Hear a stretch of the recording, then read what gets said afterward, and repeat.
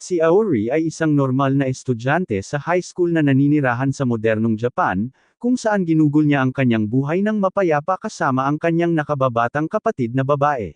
Ngunit nagbago ang lahat nang ang kanyang kapatid na babae ay magkaroon ng isang malalang nakamamatay na sakit na walang lunas na nalalaman. Napakataas ng gastos sa paggamot kaya't hindi man lang maisip ni Aori na mabayaran ang bayad gamit ang isang normal na part-time na trabaho kaya sa halip ay bumaling siya sa mundo ng social media sa pag-asang kumita agad. Sa kasamaang palad, hindi siya isang babaeng may katamtamang hitsura na may problema sa ugali na kayang mag-post ng mga thirst trap at magsimulang kumita ng milyon-milyon kaya napilitan siyang maghanap ng bagong lugar para sa kanyang sarili. Nagpasya siyang maging isang kinasusuklaman na YouTuber na pinapanood ng lahat dahil labis silang napupuot sa kanya at gusto nilang pagbayaran niya ang lahat ng kanyang nagawa hanggang ngayon. Nagsimulang lumaki ang kanyang presensya sa social media dahil tinatawag niya ang mga profesional na respetadong mandirigma at pagkatapos ay ihaharap sila sa kamera na binubugbog sila ng walang respeto at dinuraan sila bago tumakbo na parang duwag. Talagang naiirita ito sa mga manunood na dating tinatawag siyang duwag na hindi maaaring manalo sa isang patas na laban. Ngunit hindi talaga ito pinansin ni Aori, dahil dati ay nadaragdagan lamang nito ang kanyang retention sa panunood at iba pang analytics. Kamakailan lamang, tinaboy niya ang isang minamahal na MMA content creator at binugbog ito ng may panlilinlang bago tumakas sa mga pulis. Naging usap-usapan ito habang naririnig niya ang lahat tungkol sa kung paano kailangang magalit ang walang kwentang YouTuber na ito na parang si Jake Paul. Wala namang pakialam si Aori at binabasa lang ang mga komento nito at nakahanap ng nag-aalab na galit para sa sarili niyang comment section. Pero hindi na mahalaga iyon habang tumatawa siya at sinusuri ang kanyang kita na ubod ng yaman sa puntong iyon. Maya-maya ay bumaba siya sa susunod na istasyon at pumasok sa ospital kung saan matagal nang naka-admit ang kanyang kapatid. Nadatnan niya itong nakatitig sa kanyang telepono kaya sinabihan niya itong humiga at magpahinga muna. Sumagot si Aori na nagpapahinga raw ito buong araw at ngayon ay gusto na niya itong makausap at tinanong kung nasaan ito. Hindi niya talaga masabi rito ang tungkol sa kanyang planong kumita ng pera, kaya nagsinungaling siya na may mga bagay siyang kailangan asikasuhin at medyo abala siya roon. Inabutan niya ito ng isang supot ng matatamis, ngunit alam ni Akari na mahina ito pagdating sa matatamis at tinanong kung ilan na ang natikman niya ngayon. Noong una, nagsinungaling si Aori at sumagot na 3 ang kinain niya. Ngunit hindi madaling malinlang si Akari at sinabihan siyang ibunyag ang katotohanan at sumagot si Aori na naka-6 na cake na lang siya bago pumunta rito. Pinagalitan siya ni Akari, sinasabing kailangan niyang maging mas maingat sa kanyang kalusugan at dapat limitahan ang kanyang sarili sa isang matamis sa isang araw, at tinanong kung inaalagaan ba niya ang kanyang sarili o nagpapalipas na naman siya ng gabi at hindi naglalaba. Di nagtagal, sinimulan na niyang kainin ang kanyang piraso ng cake, ngunit kahit na iyon ay sobra na para sa kanya at nagsimula siyang umubo na ikinatakot ni Aori at tumakbo siya para tawagan ang nurse, ngunit pinigilan siya ni Akari, sinasabing magiging maayos din ang kanyang kalagayan. Hindi alam ni Akari kung bakit ayaw siyang pakisamahan ng kanyang katawan, ngunit sinabihan siya ni Aori na huwag mawala ng pag-asa dahil 1 buwan na lang ang biyahe nila papunta sa amin at doon ay titingnan siya ng isang super doctor at aasikasuhin ang anumang problema niya. Hindi sigurado si Aori dahil narinig na niya ang tungkol sa mga bayarin sa ospital at ang babayarang band-aid, ngunit sinabihan siya ng kanyang kapatid na huwag mag-alala dahil kontrolado niya ang lahat at hindi magiging problema ang pera dahil sa kanyang magandang trabaho, ng araw na yon. Naalala niya ang mga araw sa ampunan kung kailan tinuturuan ng matandang warden ang lahat ng mga ulila doon na laging gawin ang tama gaano man ito kahirap. Ngunit tutol si Aori, kung may paraan lang para kumita ng malaki sa pamamagitan ng pagsusumikap, gagawin niya yon. Ngunit sa kasamaang palad, hindi siya nagkaroon ng pagkakataong mag-aral sa isang magandang paaralan at ang tanging mayroon siya ay isang matipunong katawan na magaling sa pakikipaglaban. Naisip niya kung paano niya tinutulan ang lahat ng itinuro sa kanya sa ampunan, ngunit wala siyang pakialam dahil handa siyang sunugin ang buong mundo kung nangangahulugan ito na mailigtas niya si Akari. Lumipas ang 1 buwan mula noong araw na iyon at si Aori ay tuluyang hindi aktibo sa kanyang social media account at ang balita sa kalye ay alinman sa napatay siya ng isang galit na mobster o tuluyan na siyang nagretiro. Gayunpaman, hindi pa patay si Aori at maayos ang kanyang kalagayan sa kanyang apartment na may 1 kwarto, kumakain ng mga tasa ng puding mula sa isang tindahan at nakikipag-usap kay Akari sa telepono, tinatanong kung gusto niya ng ilan. Sumagot si Akari na gusto niyang kumain ng chocolate pudding kaya nangako si Aori na magdadala ng ilan kapag binisita niya itong muli. Tila kontento na siya sa kanyang buhay at hindi nagtagal ay natulog na dala ang telepono na nakaka-relate ako. Kalaunan ng gabi, habang siya ay nananaginip ng magagandang bagay, bigla siyang nagising dahil sa isang biglaang ingay at natakot nang makita ang isang figure na nakapatong sa kanya na may dalang martilyo. Sinubukan ng nanghihimasok na hampasin ang martilyo sa ibabaw niya, ngunit dahil sa mabilis niyang reflexes, nagawa niyang umiwas. Tinawag siyang gago ng nanghihimasok dahil sa pag-iwas sa labas ng saklaw at sinundan ito ng 3 pang pag-atake na nakatutok sa teleponong nasa kamay ni Aori. Muli, nagawang umiwas ni Aori at nailigtas ang kanyang buhay gamit ang isang hibla ng buhok, ngunit nalaglag ang kanyang telepono sa huling sandali. Ito ang sandali na napagtanto niya na hindi siya ang hinahabol ng kakaibang magnanakaw na ito kundi ang kanyang telepono.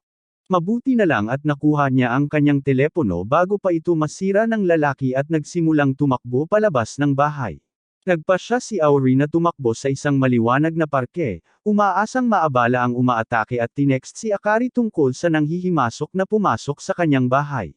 Patuloy siyang tinext ni Akari, sinasabihan siyang tumakbo palayo at pumunta sa mga pulis, ngunit sa halip na tumakbo o tumawag ng mga pulis, ang gago na ito ay nakikipag-usap sa kanyang kapatid na babae sa kanyang telepono. Bago pa siya makagawa ng iba pang bagay, naabutan siyang muli ng nanghihimasok at sinubukang atakihin siya, ngunit sa pagkakataong ito ay nagpasya si Aori na manindigan at lumaban. Hinaranggan niya ang martilyo gamit ang isang sipa na talagang ikinagulat ng umaatake at pagkatapos ay sumugod si Aori sa isang kontra-atake, na madaling naharangan ng nanghihimasok. Ipinagpatuloy ni Aori ang kanyang mga suntok at sipa para sa isang mahusay na sukat, ngunit lahat ng kanyang mga pag-atake ay naiwasan o napigilan ng psychopath na may hawak na martilyo ng madali. Sinubukan muli ng nanghihimasok na agawin ang telepono mula sa mga kamay ni Aori ngunit halos hindi ito pamaalya. Walang ideya si Aori kung ano ang kanyang hinahabol. Nang tawagin ng nanghihimasok ang kanyang buong pangalan, na sinasabing siya ay isang YouTuber na ang trabaho ay mag-post ng mga nilalamang nakakaakit ng galit at magudyok sa maliliit na batang babae at liberal na kaliwa araw-araw ng walang anumang dahilan, sinabi niya na pinapanood niya ang kanyang mga video ngunit hindi kusang loob at hayagang idineklara na ang kanyang mga video ay kasuklam-suklam at nagpapasuka sa kanya. Nang marinig ito, naisip ni Aori na ang lalaking ito ay isa sa mga naiinis na manunood na nagpasyang harapin siya. Kaya lumuhad si Aori at humingi ng tawad mula sa kaibuturan ng kanyang puso, na sinasabing ang lahat ng ginawa niya ay para sa pera at walang personal na agenda dahil ang kanyang kapatid ay malubhang may sakit. Inaangkin niya na tumigil na siya sa paggawa ng lahat ng iyon simula nang gumaling ang kanyang kapatid at sinabing kaya niya itong talunin kahit gaano niya gusto. Ngunit nagmakaawa siya rito na huwag itong patayin dahil gusto niyang mas matulungan ang kanyang kapatid. Sinabihan niya itong huwag galawin ang kanyang telepono dahil ka-text niya ngayon ang kanyang kapatid na medyo malayo at ayaw niyang mawala ng komunikasyon dito. Bago pa man niya matapos ang kanyang sasabihin, muling inatake ng lalaki ang kanyang telepono gamit ang martilyo. Sinabihan siya ni Aori na umatras dahil kaya niya itong talunin kahit gaano niya gusto. Ngunit sumagot ang lalaki na wala siyang pakialam sa kanya at gusto lang niyang sirain ang telepono sa lalong madaling panahon. Medyo kumalma ang nanghihimasok at sinabing parang baliw na si Aori ngayon dahil mahigit 1 buwan nang patay ang kanyang kapatid. Hindi matanggap ni Aori ang katotohanan iyon at tinanong kung patay na ba ito, sino ang ka-text niya sa kanyang telepono. Lumalabas na simula nang magpasya ang Amerika na salakayin ng Venezuela ng walang dahilan, nakansela ang kanyang flight patungong Amerika at lumala ang kanyang kalusugan sa mga sumunod na araw na humantong sa kanyang pagkamatay. Hindi matanggap ni Aori ang katotohanan ito at hindi pa siya nakadalo sa libing ng kanyang sariling kapatid bago nagkulong sa sarili niyang bahay. Patuloy niyang tinext si Akari sa kanyang telepono at nagmamakaawa na mag-reply ito. Isang araw, matapos niyang kumain ng junk food, nakita niyang lumabas ang read sign sa ibabaw ng kanyang mensahe at nakatanggap siya ng reply mula kay Akari. Hindi siya makapaniwala sa sarili niyang mga mata, ngunit tila si Akari ang tunay na nakakaalam dahil alam nito ang lahat ng bagay na tanging siya lang ang nakakaalam.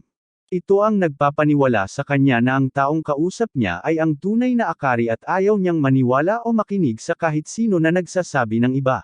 Biglang tumunog ang kanyang telepono at lumabas ang video feed ni Akari sa kanyang feed habang kinakausap siya nito habang tumutulo ang luha sa kanyang mga mata at tinatanong kung ayos lang ba siya. Bago pa man siya makasagot, nagawa ng nanghihimasok na ilayo ang telepono sa kanya at hinampas ito gamit ang kanyang martilyo, habang si Aori ay huli na para makuha ito ng ligtas. Ngunit laking gulat niya nang hindi nasira ang telepono at biglang may kakaibang nakakatakot na enerhiyang lumabas mula sa device nang lumitaw si Akari sa harap niya sa pamamagitan ng telepono. Hindi makapaniwala si Aori sa sarili niyang mga nakita at napaluhod habang umaagos ang mga luha sa kanyang mga pisngi. Ngunit dinagtagal ay napalitan ng kulay ang mukha ni Akari at naging isang malademonyong maskara na may dugong umaagos sa kanyang mga mata habang siya ay nagiging isang malademonyong nilalang. Agad na sinabihan ng nanghihimasok si Aori na umatras, at sinabing hindi na niya ito kapatid. Inaangkin niya na ang taong kausap niya ay isang multo. Dati, ang mga multo ay nakukulong kung saan ginugugol ng mga tao ang kanilang malaking oras o may malalim na emosyonal na koneksyon tulad ng mga dalampasigan, ospital, palikuran, silid musika, ngunit ngayon, karamihan sa mga tao ay gumugugol ng karamihan ng kanilang oras sa kanilang mga telepono at kapag sila ay namatay, isang madilim na bahagi ng kanilang espiritu ang permanenteng natigil sa kanilang mga device. Kapag ang social media account ng isang patay na tao, nakilala rin bilang dead account, ito ay nagsisimulang makilala bilang isang ghost account at iyon ang kanilang kinakaharap ngayon. Inaangkin niya na ngayong ipinatawag na ang multo nito, hindi na niya talaga maaaring sirain ang telepono at tapusin na ito, na nangangahulugang kailangan niyang sirain ang multo nito. Ngunit dahil ito ay isang digitized na multo, ang mga normal na armas ay hindi talaga gagana dito kaya kailangan nilang umasa sa espesyal na espiritual na armas. Pagkatapos noon ay kinuha niya ang kanyang telepono at tinawag ang isang itim na martilyo mula rito at sinimulang paluon ang multo ni Akari. Hirap na hirap si Aori sa panunood ng lahat ng ito, ngunit di nagtagal ay nagawa ng martilyo na malampasan ang multo at naghanda na tapusin ito. Inihagis niya ang kanyang martilyo sa langit at nagpaulan ng sunod-sunod na martilyo sa multo na tuluyang sumire sa multo. Dahil dito, sa wakas ay naghanda na siyang palayasin ang multo at kumuha ng bagong martilyo para wakasan ang lahat. Ngunit hindi ito makita ni Aori at hinawakan ang lalaki mula sa likuran, nagmamakaawa na hayaan itong mabuhay dahil wala siyang pakialam kahit na multo pa ito. Sinabihan siya ng martilyo na iwanan siya at sinigawan siya na lahat ng tao sa mundong ito ay may mga taong namamatay ngunit trabaho niya ang magpatuloy at ipagpatuloy ang kanilang pamana. Nagbibigay ito sa multo ng sapat na oras upang makabawi sa kanyang kahinahunan at inihampas nito ang martilyo sa pader, na nag-iwan sa kanya na nawala ng malay at hindi makagalaw. Sinabihan ng martilyo si Aori na tumakas, ngunit sa halip ay naglakad si Aori patungo sa kanyang kapatid at sinubukang makipag-usap sa kanya, na ikinagulat niya. Ang multo ay kanyang kapatid lamang sa pinakamasamang kahulugan, dahil hinawakan ito si Aori sa mga ngipin nito at sinimulang nguyain siya na parang isang pakete ng chewing gum. Inisip ni Aori ang buhay na kanyang pinagdaanan hanggang sa kasalukuyan at napagtanto na siya ang nagpanatili sa espiritu ni Akari na nakatali sa mundong ito at kung siya ay mamatay, ang espiritu nito ay automatikong mapapalaya. Ngunit nang sandaling iyon ay naalala niya ang mga salita ng lalaking martilyo tungkol sa pagpapatuloy ng pamana at tumalon siya mula sa pagkakahawak ng multo at nagawang maglabas ng isang sandata mula sa kanyang telepono na ikinagulat ng lalaking martilyo. Naghanda si Aori para sa huling labanan at sinaksak ang kanyang sariling kapatid gamit ang asul na espadang apoy na mayroon siya na nagpapalayas ng multo, na nag-iwan kay Aori na walang malay sa lupa.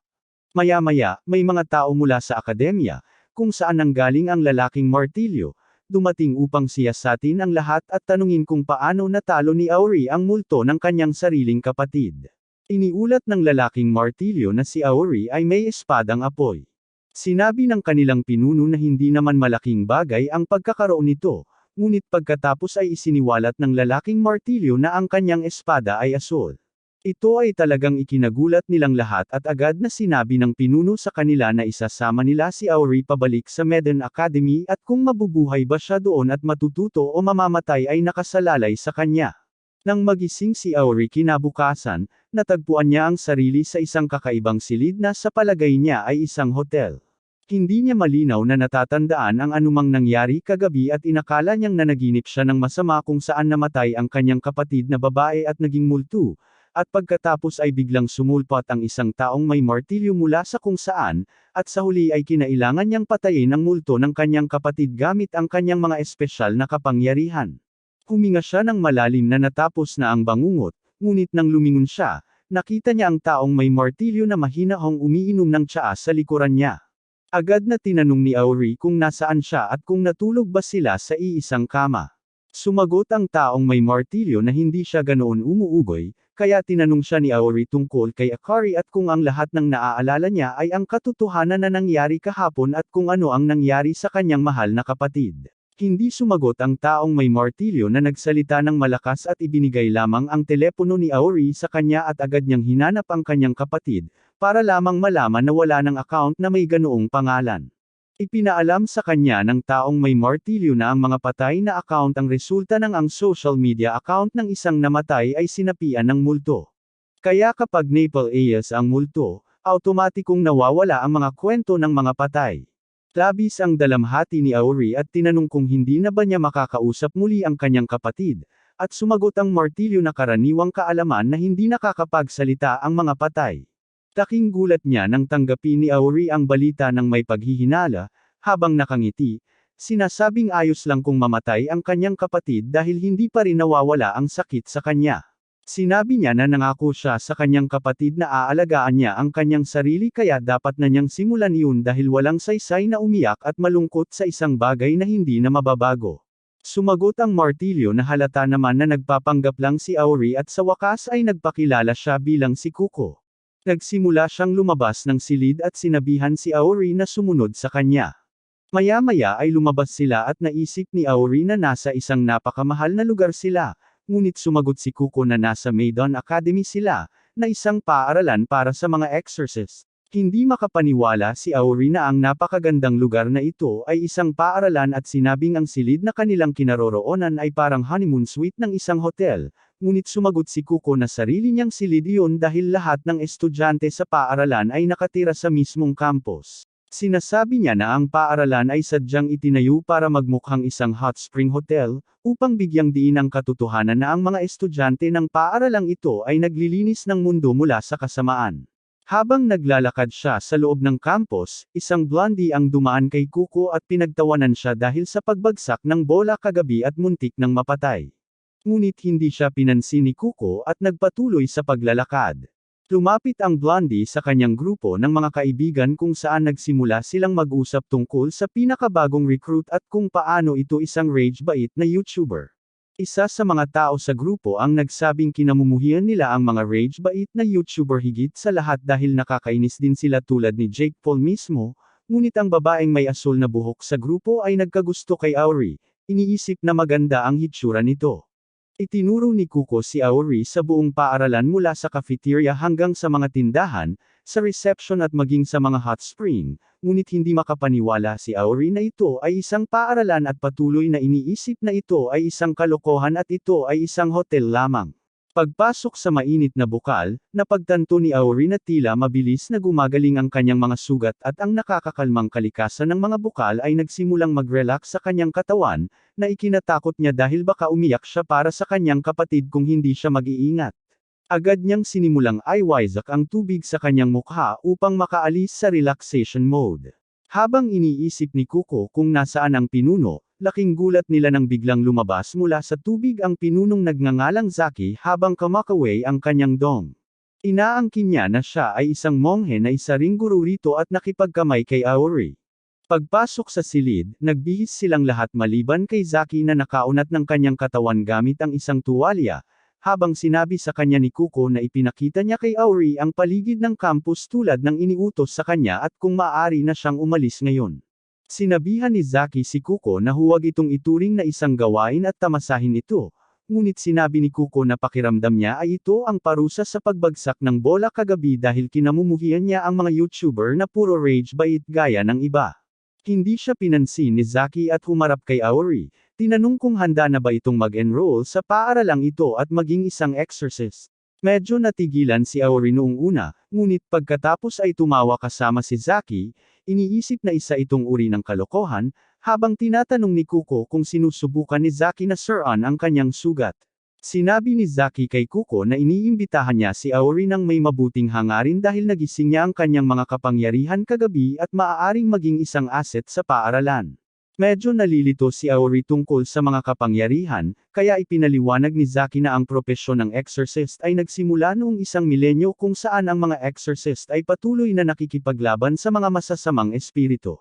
Sinasabi niya na ang mga exorcist ay gumagamit ng mga espesyal na pamamaraan para sa pagpapakawala ng espiritual na enerhiya na kilala bilang psychokinesis. Ngunit ang lahat ay dumaan sa isang malaking ebolusyon pagkatapos ng pagpapakilala ng internet ilang dekada na ang nakalilipas, na naging dahilan upang ang cyberspace ay maging isang lugar ng pag-aanak ng mga espiritu at multo na ito nang magsimula silang magpakita sa pamamagitan ng social media, na nagpataranta sa mga exorcist dahil ang mga pamamaraan na kanilang binuo sa loob ng daan-daang taon ay walang silbi laban sa mga tinatawag na ghost account na ito.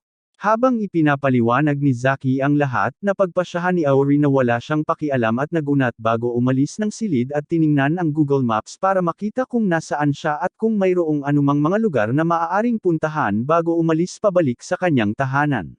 Agad siyang pinigilan ni Zaki, tinanong kung bakit siya tumatakbo palayo at kung hindi ba siya mausisa tungkol sa kanyang sariling mga kakayahan at kung ano talaga ang nangyari kahapon.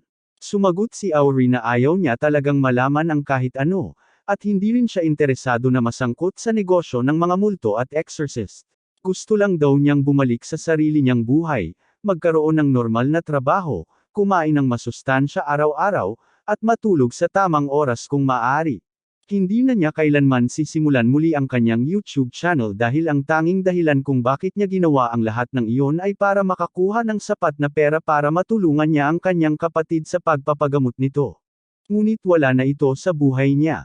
Wala na siyang dahilan para buhayin muli ang kanyang channel o ipakita ang kanyang mukha sa anumang social media account.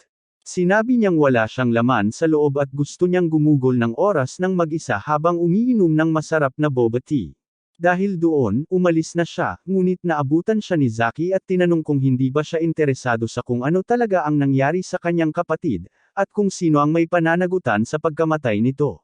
Agad nitong nakuha ang kanyang atensyon at humarap siya kay Zaki, nang umiti, at sinabing hindi lang namatay ang kanyang kapatid dahil sa kanyang kondisyon na matatag sa loob ng maraming buwan noon. Inaangkin niya na ang kanyang kapatid na babae ay pinatay ng isang napakalakas na ghost account. Nandilim ang mukha ni Aori nang maalala niya ang pagmamakaawa ng kanyang kapatid, habang nagmamakaawa ito sa kanya na tumulong sa kanyang higaan ng kamatayan noong hindi ito makahinga ng maayos. Inaangkin ni Zaki na ang ghost account na responsable sa pagkamatay ng kanyang kapatid ay palaging tina-target ang mga taong may matibay na ugnayan sa mundong ito. At sa tuwing namamatay ang mga biktimang ito, palagi silang lumuluha ng dugo, tulad ng ginawa ng kanyang kapatid noong ito ay pumanaw. Galit na tinanong ni Aori kung nasaan ang bagay na iyon ngayon, at tinanong ni Zaki kung ano ang gagawin niya kahit alam niya. Sumagot si Aori na papatayin niya ng walang awa ang ghost account na iyon, ngunit ngumiti lamang si Zaki, kinukutya siya habang sinasabing wala siyang magagawa dahil masyado siyang mahina. Ito ay labis na ikinagalit ni Aori at naghagis siya ng isang malakas na kanang krus patungo kay Zaki, na naharang ni Kuko sa huling sandali. Sinabihan ni Aori si Kuko na umalis sa kanyang daan ngayon din dahil susuntukan niya ang hanggal na monghe na guro na nag-iisip na alam niya ang lahat tungkol sa kanya. Sumagot si Kuko na isa siyang hanggal na guro, ngunit guro pa rin niya ito. Sinabihan sila ni Zaki na kumalma at iminungkahi na kung matatalo ni Aori si Kuko gamit ang kasalukuyang antas ng kapangyarihan nito, kikilalanan niya ang lakas ni Aori at sasabihin dito ang lahat ng alam niya tungkol sa ghost account na responsable sa pagkamatay ng kanyang kapatid. Tila nasasabik si Kuko tungkol dito dahil gusto niyang talunin ang isang YouTuber na mahilig mangakit ng galit at agad na binunot ang kanyang martilyo mula sa kanyang telepono ng nakangiti. Ngunit tila walang pakialam si Aori at agad na hinabol muli si Zaki, ngunit nagawa niyang umiwas at nagsimulang tumakbo. Sinigawan si Aori na makipaglaban kay Kuko, hindi sa kanya habang hinahabol siya ni Aori, sinasabing wala siya rito para sa kanyang mga kalokohan dahil ang isang taong pinakamahalaga sa kanya sa buong mundong ito ay pinatay. Bago pa niya maabutan si Zaki, sinampal siya ni Kuko sa likod na nagpabagsak sa kanya sa sahig at sinabihan siyang tumahimik dahil ang kanyang maliit na kamalasan ay hindi nagpapa-espesyal sa kanya dahil ito ay isang pangkaraniwang kwento sa akademya na ito. Napagtanto ni Kuko na hindi siya kayang lalabanan ni Aori ng ganoon kadali kaya nagpasya siyang akitin ng rage baiter sa pagsasabing mas masarap pa ang hampasin siya ng martilyo kaysa sa hampasin ang kanyang kapatid kagabi. Sapat na iyon para menos si Aori, na tumayo at sinabi kay Zaki na malalaman niya ang lahat ng detalye kapag natalo niya ang martilyong gago na ito. Kasabay nito, agad na sumugod si Aori patungo kay Kuko at sinubukang sikuhin siya. Ngunit napigilan ito ni Kuko gamit ang kanyang martilyo at naitulak siya paatras. Ang komosayon na ito ay umakit sa lahat ng mga estudyanteng naglalakad sa lugar at huminto sila upang panuurin ang resulta ng laban na ito. Agad na sumugod si Aori para sa isa pang suntok, ngunit naiwasan ito ni Kuko at ang sumunod na suntok ay ibinato sa kanya ni Aori. Sinabi ng goth na si Kyo na parang isang K-drama ito kung saan napipilitan siyang manood ng isang rage baiter at isang martilyong gago na nag-iisip na siya ay masyadong cool. Sinabi ng puppet student na si Kyo na hindi araw-araw nilang mapapanood ang laban ng isang rage bait YouTuber sa totoong buhay. Humanga rin si Ren sa kakayahan ni Aori dahil hindi lahat ay kayang makipaglaban kay Kuko sa isang gulo. Si Imo lang ang taong gustong pigilan ang laban dahil hindi ito maaaring magtapos ng maayos. Sa laban, muling hinampas ni Kuko si Aori ng isang hammer slam, ngunit hindi naman si Aori ang mayabang at nagawa niyang masalo ang pinsala gamit ang kanyang harang, ngunit napagtanto niyang napakalakas ng mga atake at isang pagkakamali lang ay maaaring magdulot ng pagkawala niya sa laban. Nagpasya si Aori na umatras at umiwas para makalayo, ngunit inihagis ni Kuko ang kanyang martilyo at pinalo si Aori diretso sa mukha. Ang kaguluhan ay nakakuha ng atensyon ng ibang mga guro na nagsimulang magtipon at maging ang punong guro mismo ay dumating upang alamin kung ano ang nangyayari. Sinabihan ng isa sa mga guro ang punong guro na kailangan nilang ihinto agad ang away at ilabas si Aori sa akademya na ito dahil hindi maganda ang kanyang mga ulat batay sa kanyang nabasa. Sinabihan siya ng punong guro na tumahimik at manood. Sinabihan ni Kuko si Aori na gustong-gusto niya ang bawat sandali ng pambubugbog sa isang galit na mang-aasar, at muling sumigaw si Aori na ginawa lamang niya iyon para iligtas ang kanyang kapatid. Ngunit hindi kumbinsido si Kuko at sinampal siya sa mukha, na sinasabing may iba pang mga paraan para kumita ng pera at ginawa niya lang iyon dahil madali lang iyon at nasisiyahan siyang gawin iyon. Tumigil si Aori sa pagtatanggol sa kanyang sarili at nagawa ni Kuko na paulit-ulit siyang hampasin gamit ang kanyang martilyo bago ginamit ang isa sa kanyang mga espesyal na galaw, na nag-convert ng kanyang martilyo sa maraming kopya at inihagis ang lahat kay Aori, na nagpabagsak sa kanya sa lupa, walang magawa at binugbog. Lumitaw si Zaki sa ibabaw niya at ngumiti na nagsasabing isa siyang magaling na mandirigma, ngunit laban kay Kuko gamit ang kanyang kapangyarihan, parang paggamit ng kamao sa isang putok ng baril. Dahil dito, ginabayan niya si Aori na kunin ang kanyang telepono at gamitin ang kanyang mahiwagang enerhiya upang pantayin ang laro. Sinunod ni Aori ang kanyang mga tagubilin at kinuha ang kanyang telepono at agad na sumiklab ang isang asul na apoy na ikinagulat ng bawat nakakakita, kabilang ang mga guro. Habang inaangkin ni Zaki na halos hindi siya naniwala kay Kuko kahapon nang makuha niya ang isang asul na apoy ng demonyo, pinaalalahanan ni Zaki si Kuko na huwag hawakan ang apoy at medyo nalito si Aori at nagtaka kung bakit takot na takot ang lahat. Sinabihan ni Zaki si Aori na huwag mag-alala at subukang gamitin ito. Sa gulat ng lahat, sinubukan ni Aori na gamitin ang apoy sa kanyang mga paa na nagbigay sa kanya ng napakabilis na bilis, ngunit habang tumatakbo patungo kay Kuko ay natisod siya at natamba. Maging si Zaki ay nagulat dahil masyadong mabilis si Aori para kahit sila ay makita ng maayos at maaaring natapos na ang laban kung nagawa niyang kontrolin ang sarili. Hindi pa tapos si Aori at sinugod muli si Kuko. Nalito ito sa bilis at muntik ng sumuntok na nag-iwan ng bakas ng dugo sa mga pisngi ni Kuko. Nainas ito kay Kuko na nagsimulang ihampas ang kanyang martilyo kay Aori na umiwas sa lahat ngunit sa sandaling inakala niyang matatalo niya si Kuko. Nadaig siya ng tuluyan nang palakihin ng galit na si Kuko ang kanyang martilyo dahil isa siyang grower at hindi showerer at muntik ng madurage si Aori. Bahagya pang nakaiwas si Aori ngunit naglunsad si Kuko ng isa pang atake na siyang magiging katapusan sana ni Aori, ngunit natigilan si Zaki at sa pamamagitan ng pagkiskis ng kanyang pamaypay, naiwas niya ang atake. Sinabihan si Kuko na sumobra na siya. Pagkatapos noon ay humarap siya kay Auri at humingi ng tawad sa pag-inis sa kanya, ngunit agad na humingi ng tawad si Auri at nagmakaawa kay Zaki na dalhin siya sa akademya upang mahanap niya ang pumatay sa kanyang kapatid. Umiti si Zaki matapos makita ang tunay na luha ni Auri na tumulo at formal na tinanggap ang kanyang pagpasok sa Meden Academy. Di nagtagal pagkatapos noon, ibinigay ni Zaki kay Auri ang gusto niya. Ipinakita niya rito ang isang lumang video ng isang pangkat ng mga exorcist na may misyon na burahin ang isang multo, at natarante sila nang makita nila ang isang bangkay na nakahiga sa sulok.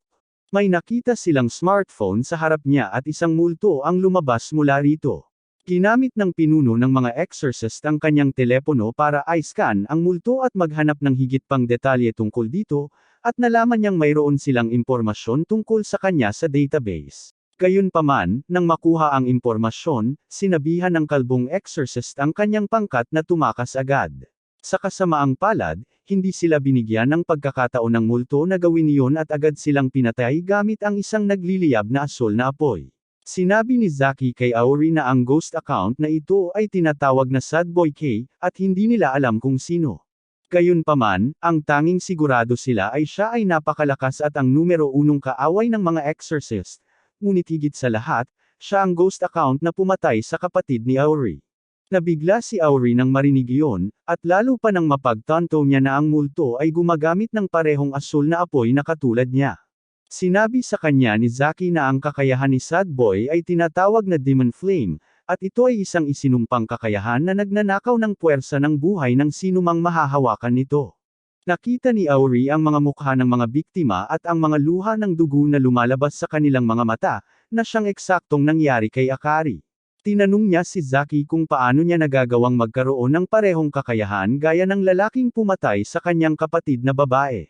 Sinabi ni Zaki na wala rin siyang ideya tungkol doon, at lalo lamang itong nagdulot ng mas maraming tanong sa isip ni Auri. Nagsimula siyang kabahan na ginagamit niya ang isang nakamamatay na kakayahan laban kay Kuko, at tumawa si Zaki, sinabing mabuti na lang at walang namatay. Pagkatapos ay tinanong ni Auri kung paano siya nananatiling ligtas kung napapaligiran siya ng nakamamatay na apoy at tinanong ni Zaki kung may ahas na namatay dahil sa sarili nitong lason. Masyadong mabigat ang lahat ng ito para maintindihan ni Auri, at sinabi niya kay Zaki na kailangan niyang umuwi at maglaan ng ilang araw para lumamig at maranasan ang kanyang bagong buhay. Gayunpaman, dumating doon si Kuko at ang iba pa mula sa Class 1B ng mga sandaling iyon at sinabi sa kanya na wala ng paraan para umalis siya ngayon. Ipinakilala sila ni Zaki kay Auri bilang kanyang mga estudyante at hiniling sa lahat na makisama ng maayos sa kanilang bagong kaklase, ngunit agad siyang sinundot ni Kuko, sinasabing walang gustong maging kaklase ng isang lalaking madaling mapatay ng apoy, ngunit kailangan nila siyang bantayan para hindi siya maging kontrabida. Tinawag ni Kuko ang buong sitwasyon na isang nagliliyab na tambak ng kalokohan, ngunit isang lalaking blonde na nagngangalang Ren ang nagtulak sa kanya sa isang tabi at nagpakilala kay Auri. Sinabihan niya itong huwag masyadong mag-alala kay Kuko, dahil mabait naman talaga itong tao pagkatapos mo siyang makilala. Pagkatapos noon, isang nagsasalitang manika na nagngangalang Hajime ang lumapit at sinabihan si Auri na galit lang si Kuko dahil nataman siya nito. Natarante si Auri nang makita ang pinsan ni Annabelle, ngunit sinabihan siya nito na mag-livestream siya ng mga laro at dapat silang magtulungan balang araw. Agad na sinabihan ni Ren si Auri na maghanda para sa isang selfie, habang ang iba pa niyang mga kaklase ay nanunood sa magulong mga taong namumuhay ng magulong. Dahil doon, sinabihan ni Zaki si Auri na kailangan niyang pumasa sa isa pang pagsubok bago siya maging isang ganap na exorcist. Dinala niya ito sa training room kung saan nakahanda ang isang ginintoang aparato upang sukatin ang kanyang mga kakayahan sa pakikipaglaban. Sinabihan ni Zaki si Auri na kung papasa siya sa pagsusulit na ito, ipapadala siya sa larangan bilang isang exorcist, at makakasalubong niya ang malungkot na batang si Kay sa kalaunan. Nag-alab ang damdamin ni Auri sa ideya na harapin ang pumatay sa kanyang kapatid, at sinabihan niya si Zaki na simulan ang pagsusulit. Pinindot ni Zaki ang isang buton, at dalawang kulay rosas na Jenny ang lumabas mula sa ginintoang lampara. Sinabi ni Zaki kay Auri na ang mga ito ay artificial na espiritu na ginagamit sa pagsasanay ng mga exorcist, at kailangan niyang talunin ang 100 sa kanila kung gusto niyang makapasa sa pagsusulit. Binalaan niya itong huwag maliitin ang mga artificial na espiritu, ngunit tiwala si Aori na matatalo niya ang sinumang kalaban. Binunot niya ang kanyang asul na espada ng apoy mula sa kanyang smartphone at mabilis na tinangka ang unang espiritu na umaatake sa kanya. Ngunit tinapos ni Zaki ang pagsusulit dito. Tinanong siya ni Aori kung bakit siya huminto, at napagtanto niya ang sagot sa sumunod na sandali. Nagsimula siyang mahilo at nawala ng balanse, at sinabihan siya ni Zaki na tingnan ang baterya ng kanyang telepono dahil nakasync ito sa kanyang espiritual na kapangyarihan. Umabot na sa 0 ang baterya, na nangangahulugang naubos na ni Aori ang lahat ng kanyang espiritual na kapangyarihan, at ngayon ay wala na siyang silbi na parang isang patay na telepono.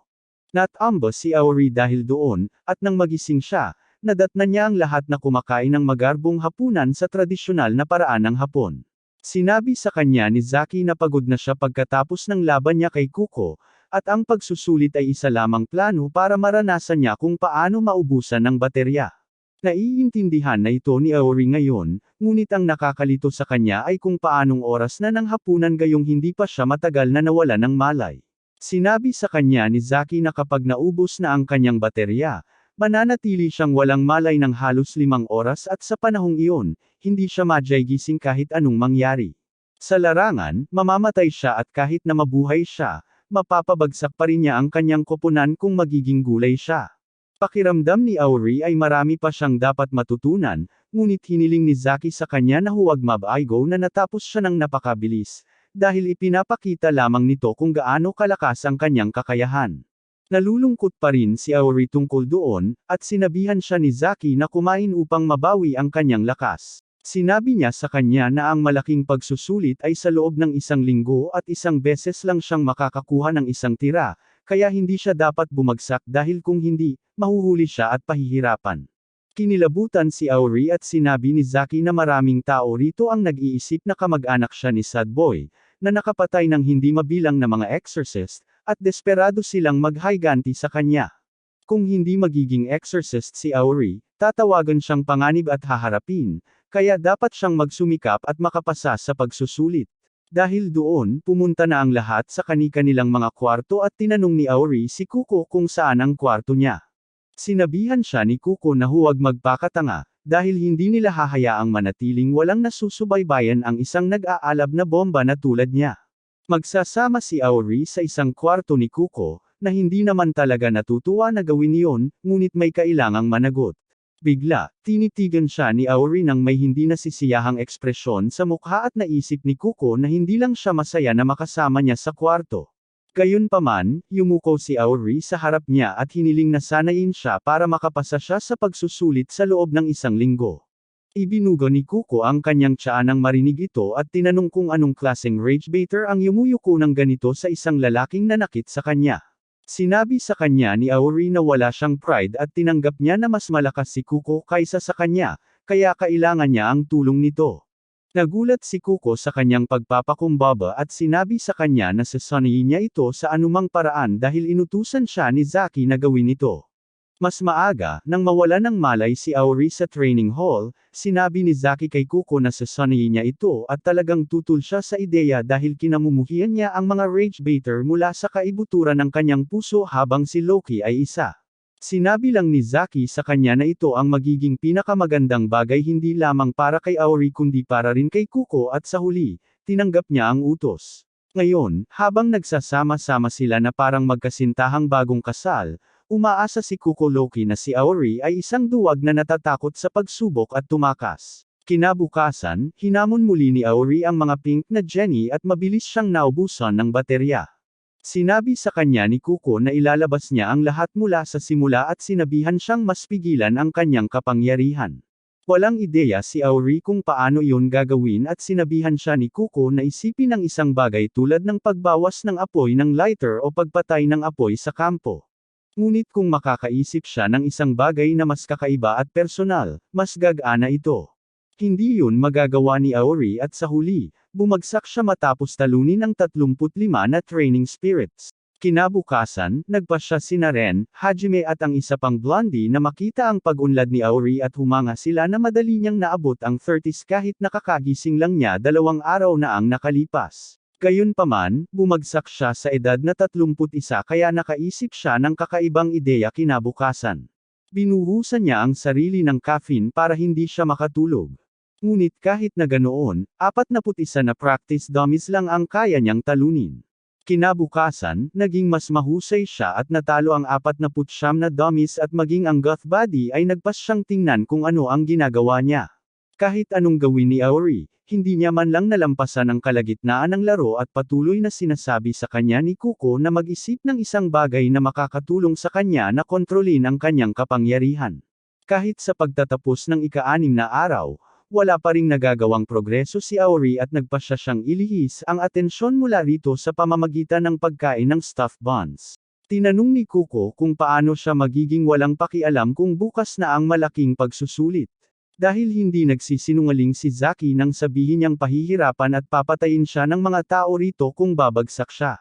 Nagsimulang maglukmaksing si Kuko habang sinasabi niya kay Aori na wala siyang ibang mapapala kundi mga buto kapag natapos na ang mga tao sa kanya.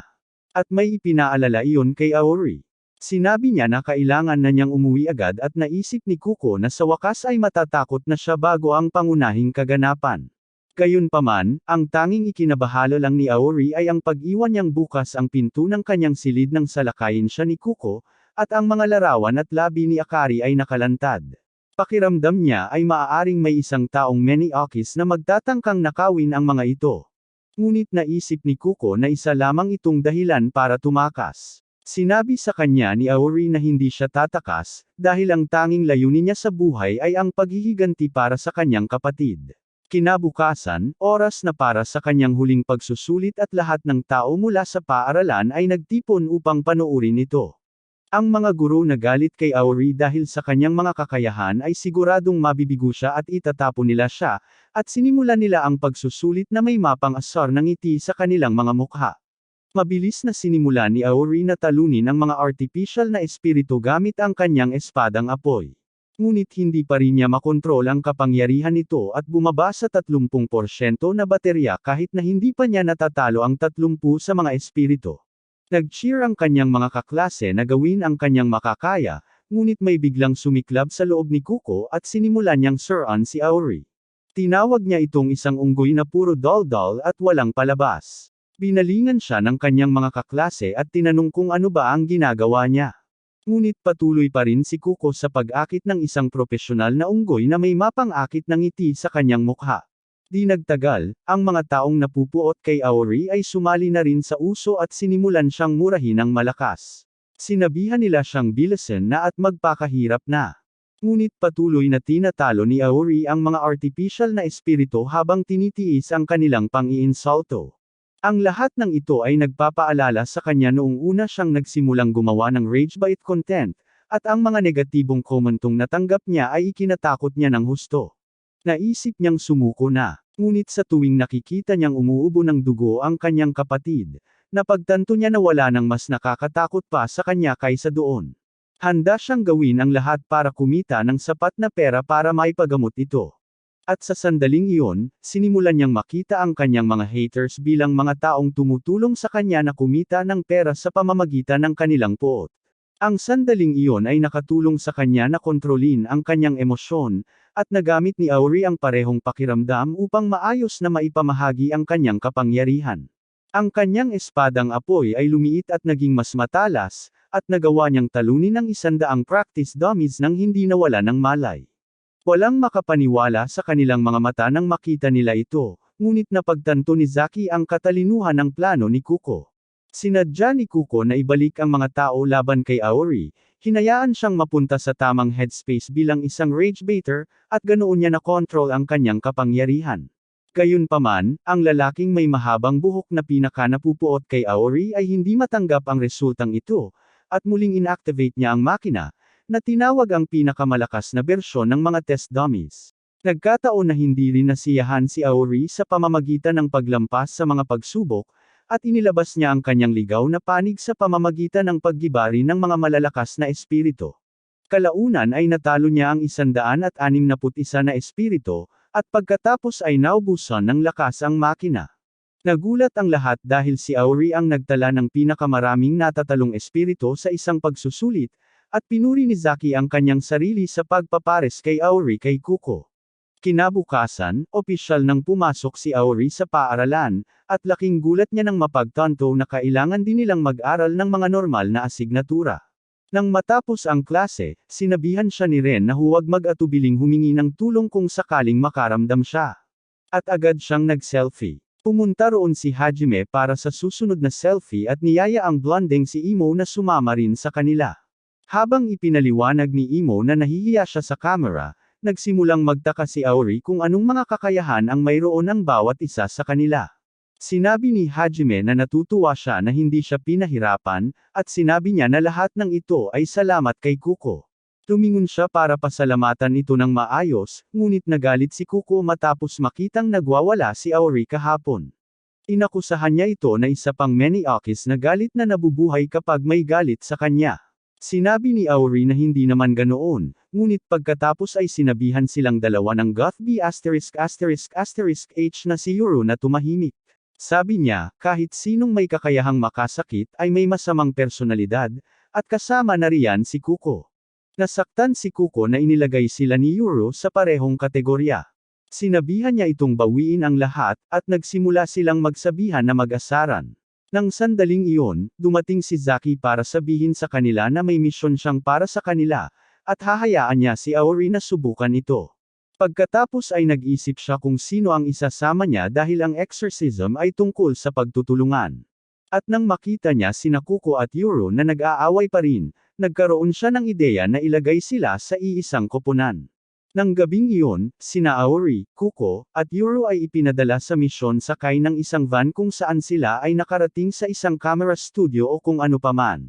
Nagtaka sila kung bakit sila naroon, nang biglang may isang lalaking blonde na sumulpot sa kanila kasama ang isang napakagandang sekretarya at nagsimulang mag-usap. Sinabi niya kay Auri na dito sila magsisimulang magtrabaho at tinanong kung may alam ba siya tungkol sa mga tech hub na ito. Nalito si Auri at tinanong kung sino siya. Doon isiniwalat ng blondie na siya ay walang iba kundi si Zaki mismo na nakabalat kayo. Dahil masyadong kitang-kita ang kanyang damit monghe, magsisimula na sana siyang magpaliwanag sa kanila tungkol sa misyon. Nang biglang may lumapit na grupo ng 3 dalaga kay Zaki at tinawag siyang gwapo at matangkad, medyo nagulat at nabigla si Zaki nang tanungin nila ang kanyang numero at mag-alok na mag-dinner date. Sinubukan ni Zaki na bamulong na isa siyang monghe na sumumpa na sa materyalistikong mga bagay sa mundo. Ang ilang materyalistikong bagay ay hindi kailanman magbabago habang pinagmamasdan niya ang malalaking personalidad ng mga babae at natutunaw habang ang mga babae ay nagawa siyang isama para sa hapunan at ilang cardio mamaya.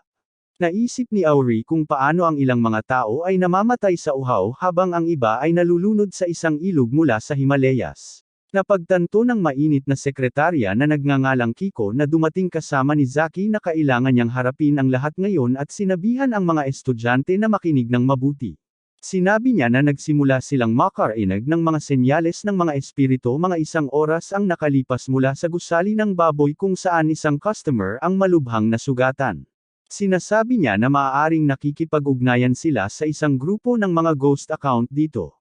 Naguluhan si Auri dahil dito at tinanong niya kung ang mga patay na account ba ay nagkukumpulan na parang mga bubuyog o ano, ngunit sinabi sa kanya ni Kuko na ang mga ghost account ay mga digital na nilalang na nangangahulugang kailangan nilang mag-recharge paminsan-minsan kung hindi ay mawawala ang mga ito.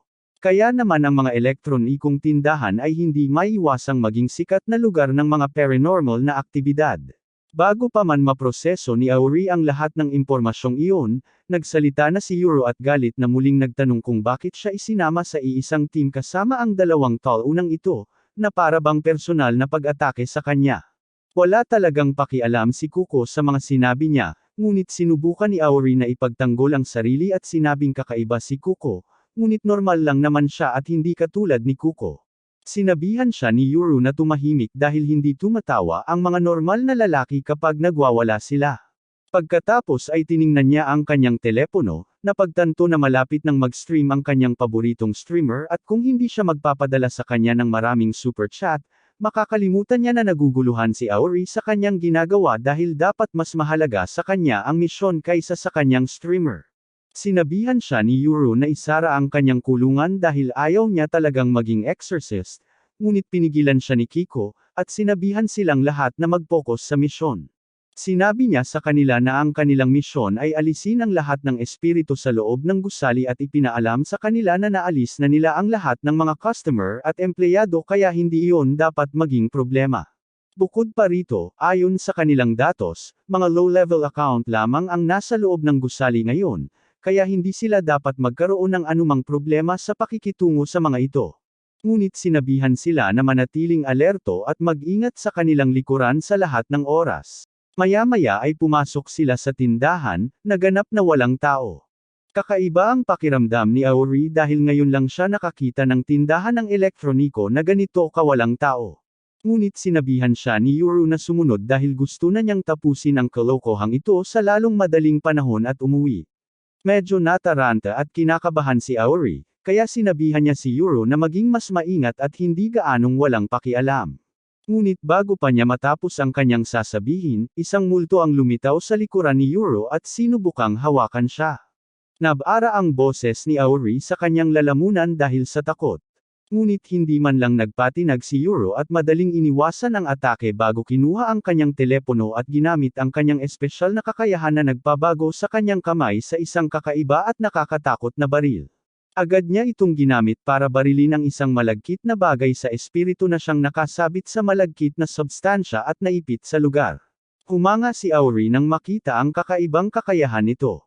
Ngunit sinabihan siya ni Kiko na huwag masyadong lumapit sa kanya dahil isa itong certified stalker. Inaangkin niya na fangirl siya ng isang K-pop band group at may parasocial relationship sa isa sa mga miyembro.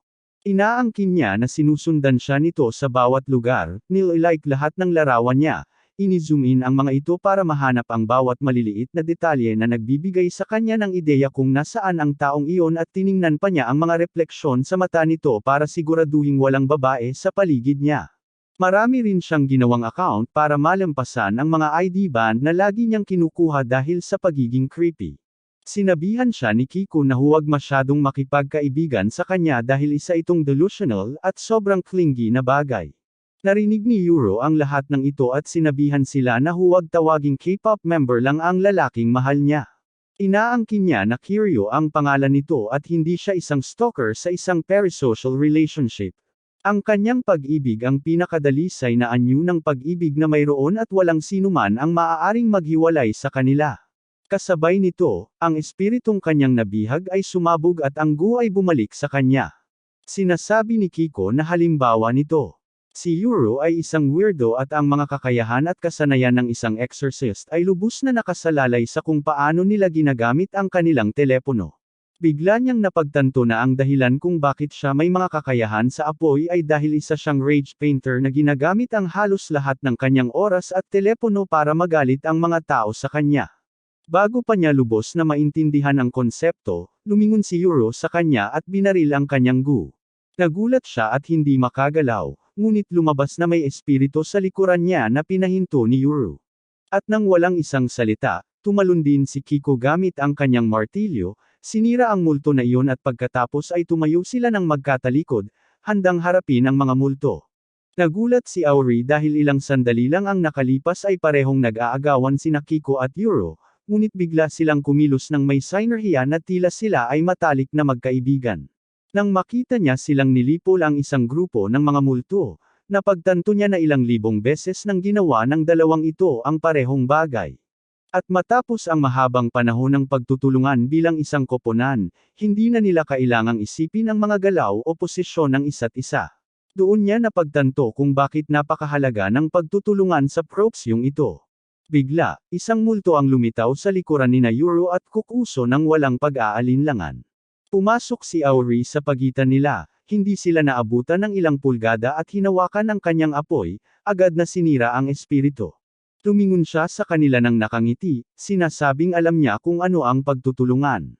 Pero sa halip na purihin, sinabihan nila siyang maging mas maingat dahil madali niya sana silang mapatay gamit ang kanyang kakayahan. Habang nagtatalo sila tungkol doon, tila may ilang magnanakaw na pumasok sa tindahan at mabilis na ninanakaw ang lahat ng kanilang makakaya, iniisip na malaki na ang kanilang napala dahil wala ni isang kaluluwa sa tindahan ngayon.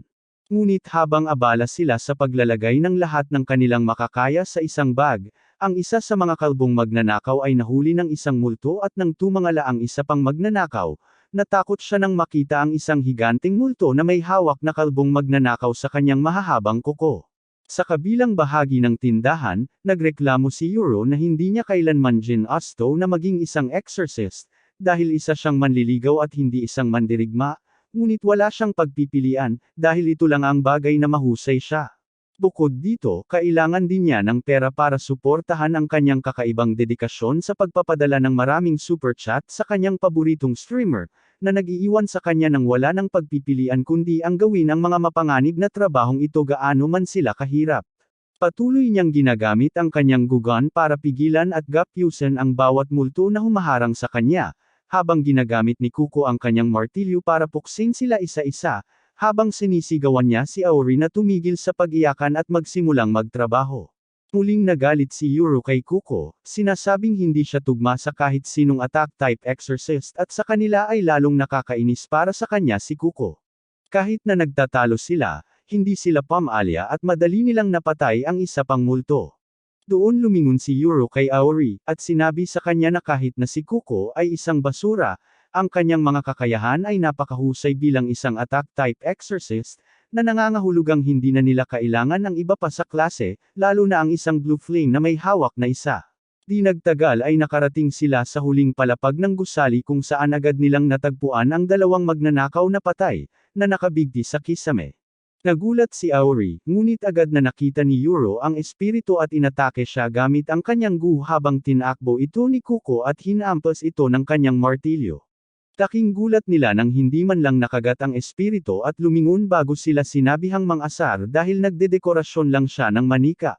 Agad na napagtanto ni Kuko na may mali, at hindi ito isang normal na espiritu. Napagtanto niya na mga mababang antas lamang ng espiritu ang inaasahan nila at hindi pa sila handa para sa isang espiritu na ganito kataas, kaya sinabihan niya si Euro na umatras, sinasabing kailangan na nilang umalis kaagad, ngunit tumanggi si Euro. Iniisip na nabihag na niya ang espiritu, kaya sandali na lang bago nila ito mapalayas. Ngunit lubos niyang minamaliit ang lakas ng kalaban, dahil madaling nabasag ng espiritu ang dumi at nagawang agawin si Euro mula sa lupa at inilapit siya sa mukha nito, sinasabing gagawin din niyang maganda si Euro. Agad itong sinugod ni Kuko gamit ang kanyang martilyo at hinampas ang espiritu ng buong lakas, ngunit agad na gumaling ang espiritu at agad na hinampas si Kuko palayo. Nang mawala ang alikabok, natagpuan ni Auri si Kuko na nakahiga sa isang teddy bear. Agad niyang tinanong kung ano ang nangyayari at kung bakit napakalakas ng multong ito. Sinabi sa kanya ni Kuko na ang ilan sa mga ghost account ay maaaring may mga espesyal na kakayahan na kilala bilang mga sumpa. Ang ghost account na ito ay tila isang sumpa, na hindi kabilang sa kategorya ng isang low-level na espiritu.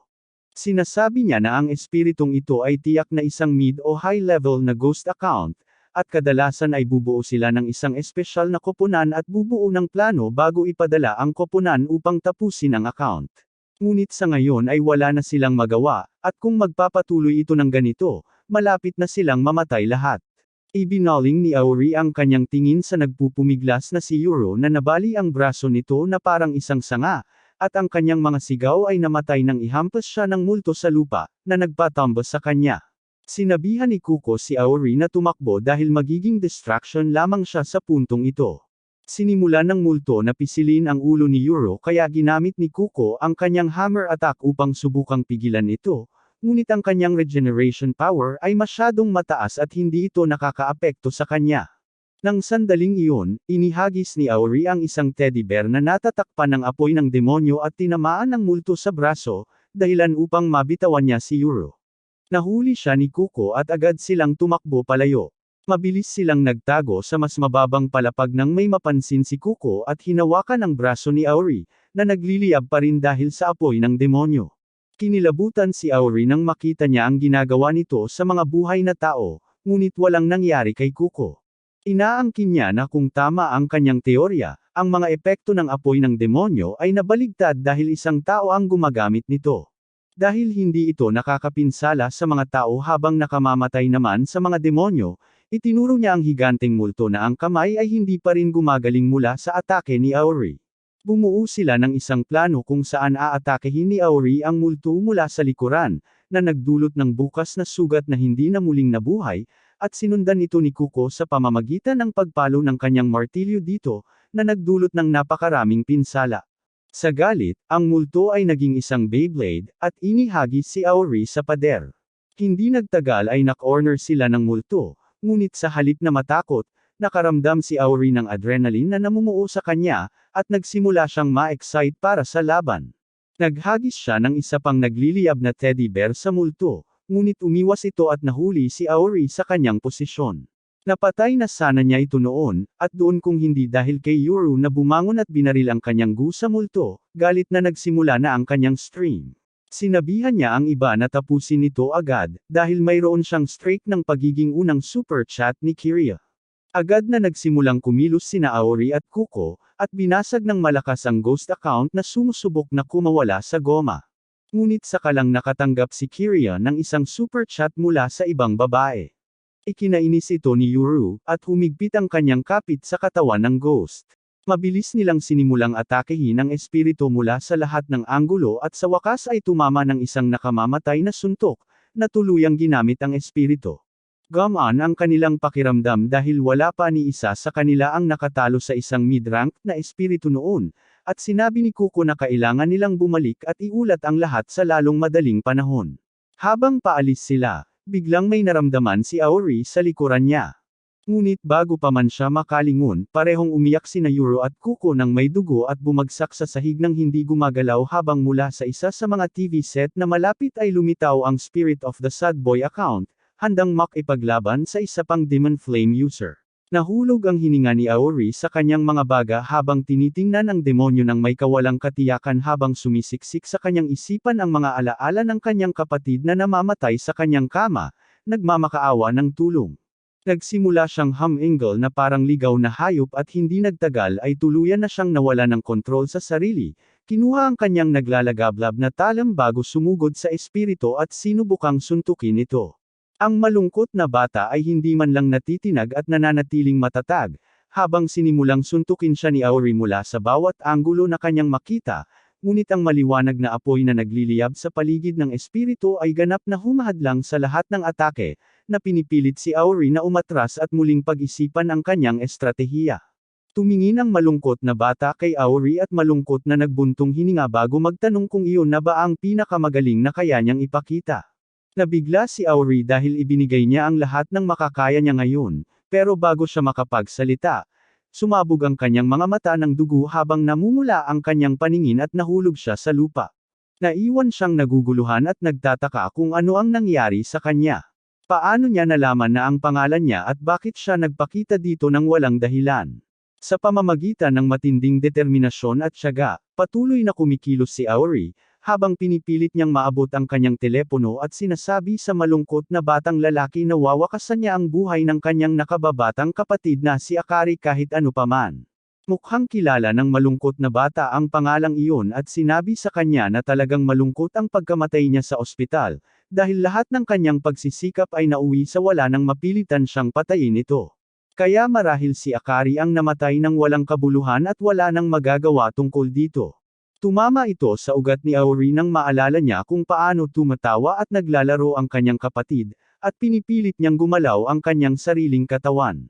Pero ang tanging magagawa niya ay tumingin ng diretso sa mata ng multo habang sinasabi sa malungkot na bata na papatayin siya kahit ano paman.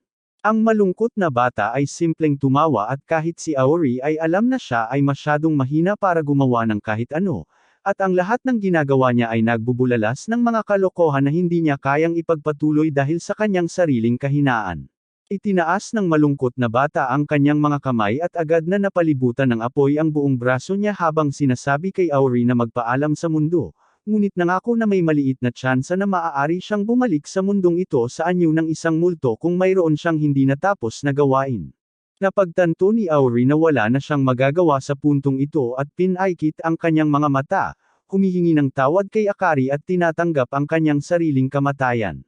Pero nang ginamit ng malungkot na batang lalaki ang kanyang mga apoy upang tapusin siya, isang napakalakas na hangin ang hamarang sa mga apoy at nagpawalang bisa dito. Nabigla si Auri dahil sarado ang gusali, kaya saan nanggaling ang hangin na ito. Pero hindi siya nagtagal sa pagkalito nang ipakita ni Zaki ang kanyang sarili, inalis ang kanyang blonde na peluka, at humarap sa malungkot na batang lalaki. Umiti ang espiritu at tinanong kung sino siya, at sumagot si Zaki na siya ay isang exorcist at guro ni Auri. Bago pa makapag-react ang espiritu, nailayo na ni Zaki ang tatlo niyang estudyante mula sa agarang panganib, na nagulat pa ang malungkot na bata na napagtanto na hindi mukhang mahina si Zaki tulad ng ibang tatlong bata.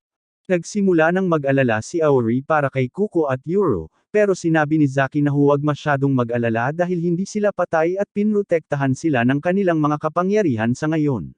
Patuloy na tinatawag ni Auri ang mga ito at hindi nagtagal ay bumukas ang mga mata ni Kuko, sinasabing mayroon siyang matinding sakit ng ulo, habang bumukas din ang mga mata ni Yuro, sinusubukang alalahanin kung ano ang nangyari.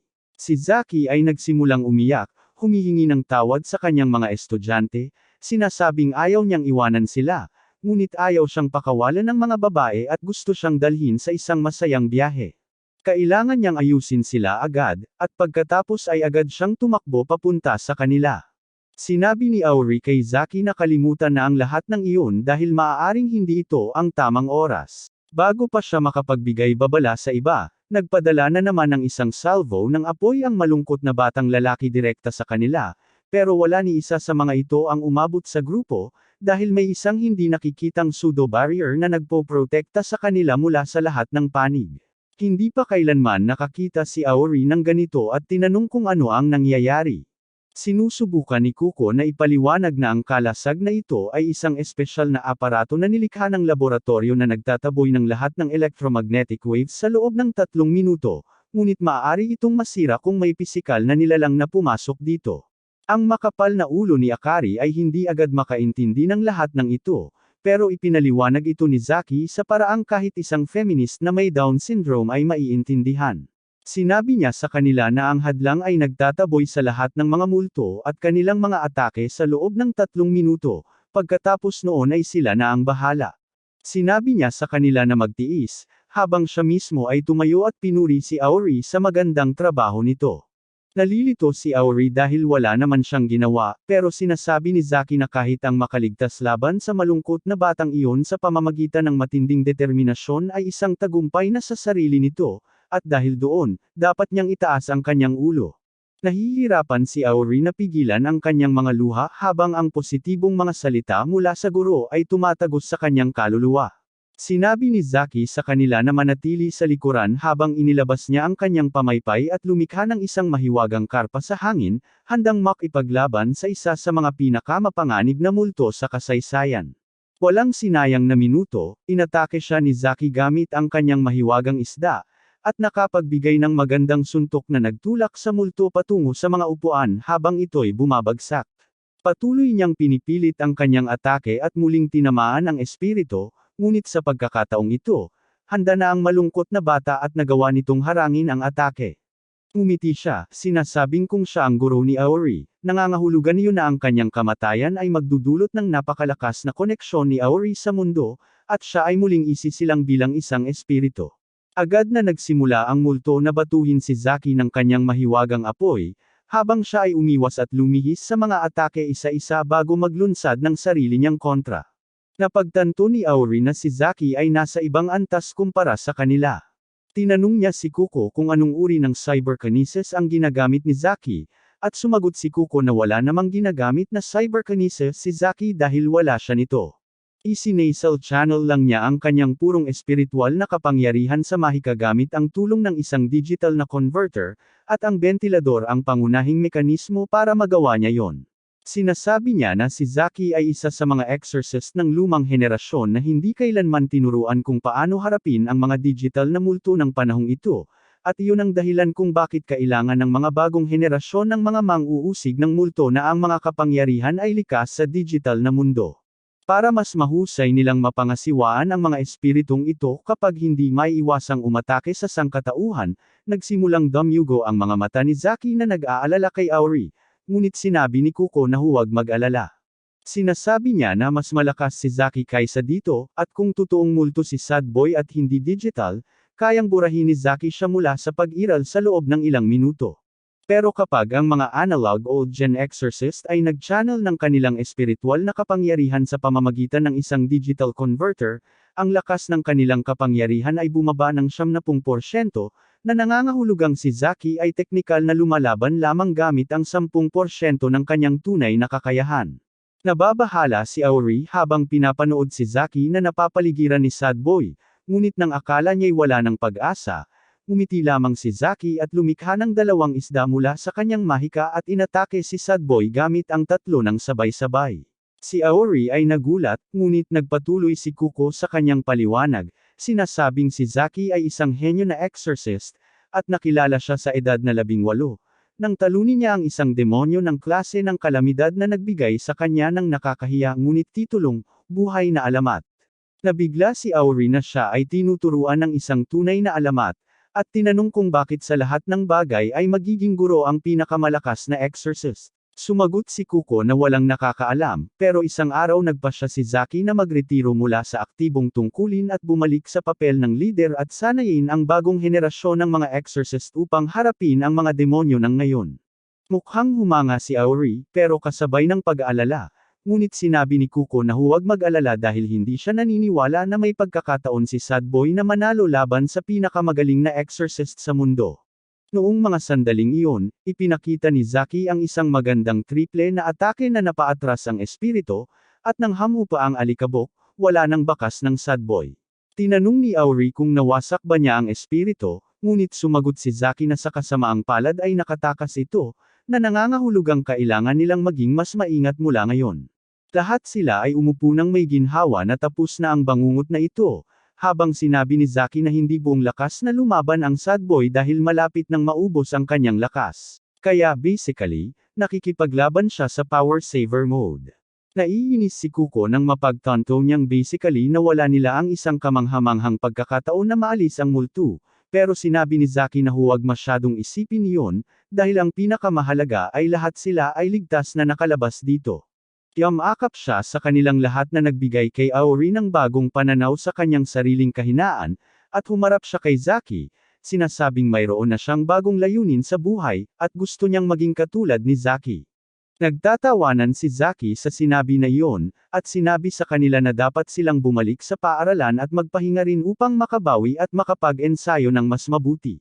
Agad silang bumalik sa akademya, at habang tinawag si Zaki sa isang pulong, nagpalit ng damit sina Auri at Kuko at pumasok sa opisina ng nurse, kung saan nakita nilang ganap na naayos at bagong-bago si Yuro. Hindi maintindihan ni Auri kung paano nawala nang napakabilis ang lahat ng kanyang mga sugat. Nang lumabas ang nurse na si Mina mula sa likod ng pinto at sinabi sa kanya na huwag mag-alala tungkol sa kanyang mga sugat, kinuhanan siya nito ng litrato gamit ang kanyang telepono at ginamit ang kanyang kakayahan upang literal na i-photoshop siya pabalik sa kalusugan. Hindi nagtagal ay pumasok na rin ang iba pang mga kaklase nila sa opisina, pero hindi talaga nag-aalala sina Auri, Kuko, at Yuro na mag-enjoy. May determinadong ekspresyon sila sa kanilang mga mukha habang sinasabi nila sa kanilang mga kaklase na aalis na sila para mag-ensayo dahil ayaw na nilang muling mapahiya ng ganun kalala. Bago sila makaalis, sinabi ni Mina na tingnan ang kanilang mga baterya at agad nilang napagtanto na halos ubos na ang kanilang espiritual na enerhiya. Hindi naman ito mahalaga sa kanila, dahil kung hindi nila matrain ang kanilang espiritual na kapangyarihan, magte-train na lang sila ng kanilang mga kalamnan at magkakaroon ng kahusayan, sa anumang paraan posible para isang araw. Maaari silang maghiganti at patayin ang malungkot na batang iyon ng tuluyan. Ilang araw ang lumipas mula sa insidenteng iyon, at matapos makabawi ng buong lakas, napagtanto ni Auri na hindi niya magamit ng buo ang kanyang cyberkinesis at pumunta upang makipagkita kina Kuko at Ren. Nakita niya silang nakaupo sa isang mesa na nag-iinuman ng tsaa, ngunit mukhang abala si Kuko sa isang bagay. Binati ni Ren si Auri ng mainit at tinanong kung ano ang ginagawa niya ng maaga sa umaga. Sumagot si Auri na hindi siya nakatulog ng maayos, dahil napagtanto niya kung gaano kalayo ang kanyang katawan sa pagiging fit. Medyo nalilito si Ren, pero sinasabi ni Auri na noong huling laban nila laban kay Sad Boy at sa isa pang ghost account, napagtanto niya na ang kanyang cyberkinesis ay gumagana ng kamangha-mangha, at nagagawa niyang mag-isip at tumugon sa mga bagay ng mas mabilis kaysa karaniwan, pero palaging humihinto ang kanyang katawan. Laging may disconnect sa pagitan ng kanyang utak at katawan, kung saan ang kanyang katawan ay nagre-react ng huli at nahuhuli siya sa bukas. Iniisip niya na kung mas pagsasanay pa niya ang kanyang kasanayan sa laban ng kamay sa kamay at magtrabaho sa pagpapalakas ng kanyang katawan, mas magagamit niya ng mabuti ang kanyang mga kakayahan at mas madali niyang mahaharap ang mga ghost accounts. Sa mga salitang iyon, humarap siya kay Kuko at Boss, humihiling na sanayin siya upang matutunan niyang mas mahusay na gamitin ang kanyang mga kasanayan. Pero hindi man lang pinansin ni Kuko ang kanyang presensya at abala itong masigasig na nagtatype sa kanyang telepono. Medyo nalilito si Auri, pero tumawa si Ren at sinabi sa kanya na maupo na lang dahil ito ang pang-araw-araw na gawain ni Kuko, kung saan tinitingnan niya ang Twitter at Reddit at pagkatapos ay nakikipagtalo sa mga random na tao online tungkol sa kung paano hindi nagpakamatay si Epstein. Napagtanto ni Auri na hindi ito biro at si Kuko ay talagang isang nakakahiya at cringe na keyboard warrior habang patuloy siyang nagtatype sa kanyang telepono, bago sa wakas ay ibinaba ito upang uminom ng tsaa. Sinabi niya kay Auri na umupo at uminom ng tsaa, sinasabing nakakapagpakalma ito ng nerbiyos. Hindi maintindihan ni Auri ang lalaking ito, at tinanong kung siya ba ay miyembro ng gang o kung ano man dati dahil mayroon din siyang tato sa balikat. Nabulunan si Kuko sa kanyang tsaa at sinabi sa kanya na napaka-prejudiced at discriminatory na paraan ng pag-iisip iyon, at nagpo-profile siya ng mga tao kung ganoon ang gagawin niya. Ngunit tinawag ni Ren ang kanyang kalokohan, sinabihan si Auri na tama siya sa kanyang palagay, at si Kuko ay talagang nasa isang gang noong high school. Kinuha niya ang kanyang telepono at ipinakita ang isang larawan ng delinquent na bersyon ni Kuko, na tiyak na nagdulot ng maraming tagahanga mula sa mga K-pop na babae. Sinabi ni Kuko sa kanya na isang yugto lang iyon at kahit si Ren ay nasa parehong gang. Sinasabi ni Ren na sinusundan lang niya ito, at sinasabi kay Auri na kilala niya si Kuko mula pagkabata at mayroon silang parang bromance sa pagitan nila. Sinasabi ni Kuko na hindi siya ganun, habang napagtatanto ni Auri na halos wala siyang alam tungkol sa kanyang mga kaklase at sinabi kay Ren na gusto niyang malaman ang lahat ng makakaya tungkol sa kanila. Nagulat si Ren dahil karaniwan ang mga nag-uudyok ng galit ay napakamakasarili at mga bastos, pero tila hindi kabilang si Auri sa parehong kategorya. Tinanong siya ni Kuko kung ano ang gusto niya mula sa kanya, na totally nakalimutan ni Auri, pero sa halip na sanayin siya, ipinapahanap siya ni Kuko kay Hage dahil siya ang espesyalista sa laban ng kamay-kamay na makakapagturo sa kanya ng pinakamarami. Habang hinahanap si Hage, natagpuan niya ang nakakatakot na manika na nakaupo sa mesa at nagsimula siyang makipag-usap dito. Tinatanong kung maaari siyang sanayin ito sa laban pero hindi sumasagot si Chucky dito. Lumapit siya sa kanya at tinanong kung bakit siya binabalewala nito nang makita niyang napapalibutan siya ng mga manika. Akala niya kinopya ni Chucky ang sarili niya, pero ang tunay na Chucky ay lumabas mula sa likuran at sinampal siya sa ulo. Sinasabing ang mga manika na ito ang opisyal na mga maskot ng paaralan, at ang kanyang kakayahang cyberkinesis ay nagpapahintulot sa kanya na kontrolin ang mga manika na ito, habang ang tunay na katawan niya ay nasa kanyang dorm, umiinom ng kape at nanonood ng Boku no Pico sa 4K. Hindi hinuhusgahan ni Auri ang mga tao batay sa mga pinapanood nila at humiling kay Chucky na sanayin siya, at agad itong naging interesado dahil matagal na niyang gustong makipaglaban sa kanya mula nang pumasok siya sa akademya. Agad silang pumunta sa training ground, kung saan pinapabuhat niya kay Imo ang isang malaking manika at inilalagay ito sa sahig. Sinabi niya kay Imo na kailangan niyang narito bilang referee para sa kanila, bago simulan ang laban. Sa una, tumatawa si Auri, sinasabing mahihirapan siyang tamaan ang napaka-cute na Chucky doll, pero walang babala. Sinampal siya ni Chucky sa mukha bago siya binuhusan ng sunod-sunod na mga suntok mula sa iba't ibang anggulo. Sinabi ni Imo kay Auri na huwag itong gawing madali, dahil si Hodge ang kampyon sa Tekken at siya ang namumuno sa esports scene. Napagtanto ni Auri na hindi niya inisip na magiging problema ang mannequin na ito, na siyang kanyang pagkakamali. kaya nagpasya siyang simulan ng seryoso at inilabas ang kanyang asul na apoy mula sa kanyang telepono. Nagpasya si Hodge na hindi sapat si Chucky dito para makasakit ng maayos sa isang tao, kaya tumalon siya mula sa kanyang kinaroroonan patungo sa mas malaking manika at inilipat ang kanyang kamalayan dito.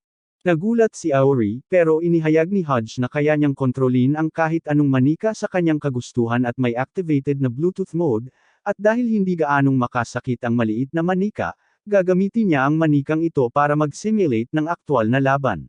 Nagsimula ang ikalawang ronda at napagtanto ni Auri na ang bersyong ito ay hindi gaanong cute, pero mas madali itong tamaan, kaya tumakbo siya patungo sa kanya ng buong bilis upang makapagbigay ng ilang suntok.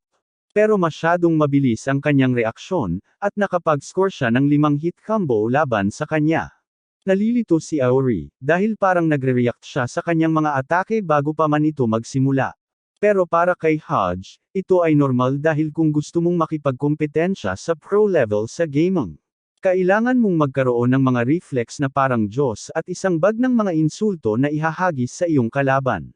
Patuloy na sinusubukan ni Auri na atakihin siya ng walang isip, ngunit kahit anong gawin niya, hindi siya makapagpahina sa kanya, at bawat atake niya ay tuluyang nahaharang, habang siya ay sumasagot ng sunod-sunod na combo, na ganap na pinapakita ang kanyang galing sa kanyang mga galaw. Tumatawa si Imo habang tila napakalaki ng agwat sa kanilang mga kasanayan, ngunit hindi pa tapos si Auri, at nagpasya na kung binabasa ni Hodge ang kanyang ritmo, gagawin niyang magulo ito sa pamamagitan ng paggawa ng ilang hindi pangkaraniwang galaw na hindi pa niya nakita noon. Sa pagkakataong ito, mas gumanda ang kanyang performance dahil nagawa niyang iwasan ang lahat ng atake ni Hodge sa pamamagitan ng pagbabasa ng kanyang ritmo, at kahit na nablock pa ang isa sa mga atake. Sinabi ni Hodge sa kanya na huwag masyadong magmayabang dahil lang sa nablock niya ang isang atake, at sinabi niyang ipapakita niya kung ano pa ang kulang sa kanya. Sa mga salitang iyon, naging Iron Man siya at gumamit ng pink na laser blast upang tuluyang mapatumba si Auri. Nagdiriwang si Hodge, habang sinubukan ni Auri na bumangon at kinilala na sobrang astig ni Hodge at tinanong kung maaari siyang maging guro nito upang matutunan niyang makipaglaban. Pagkalipas ng ilang sandali, nagpasya siyang bumaba para maligo, nagtataka kung ano ang hitsura ng tunay na Hodge at sa kanyang isipan. Inisip niya ang isang mod ng Discord na may balbas sa leeg na may dalang moisturizer at maraming tissue sa kanyang kwarto, pero habang nalulumbay siya sa kanyang mga iniisip, natagpuan niya ang sarili na nabangga si Euro at isang dalagang may pink na buhok at malaking salamin.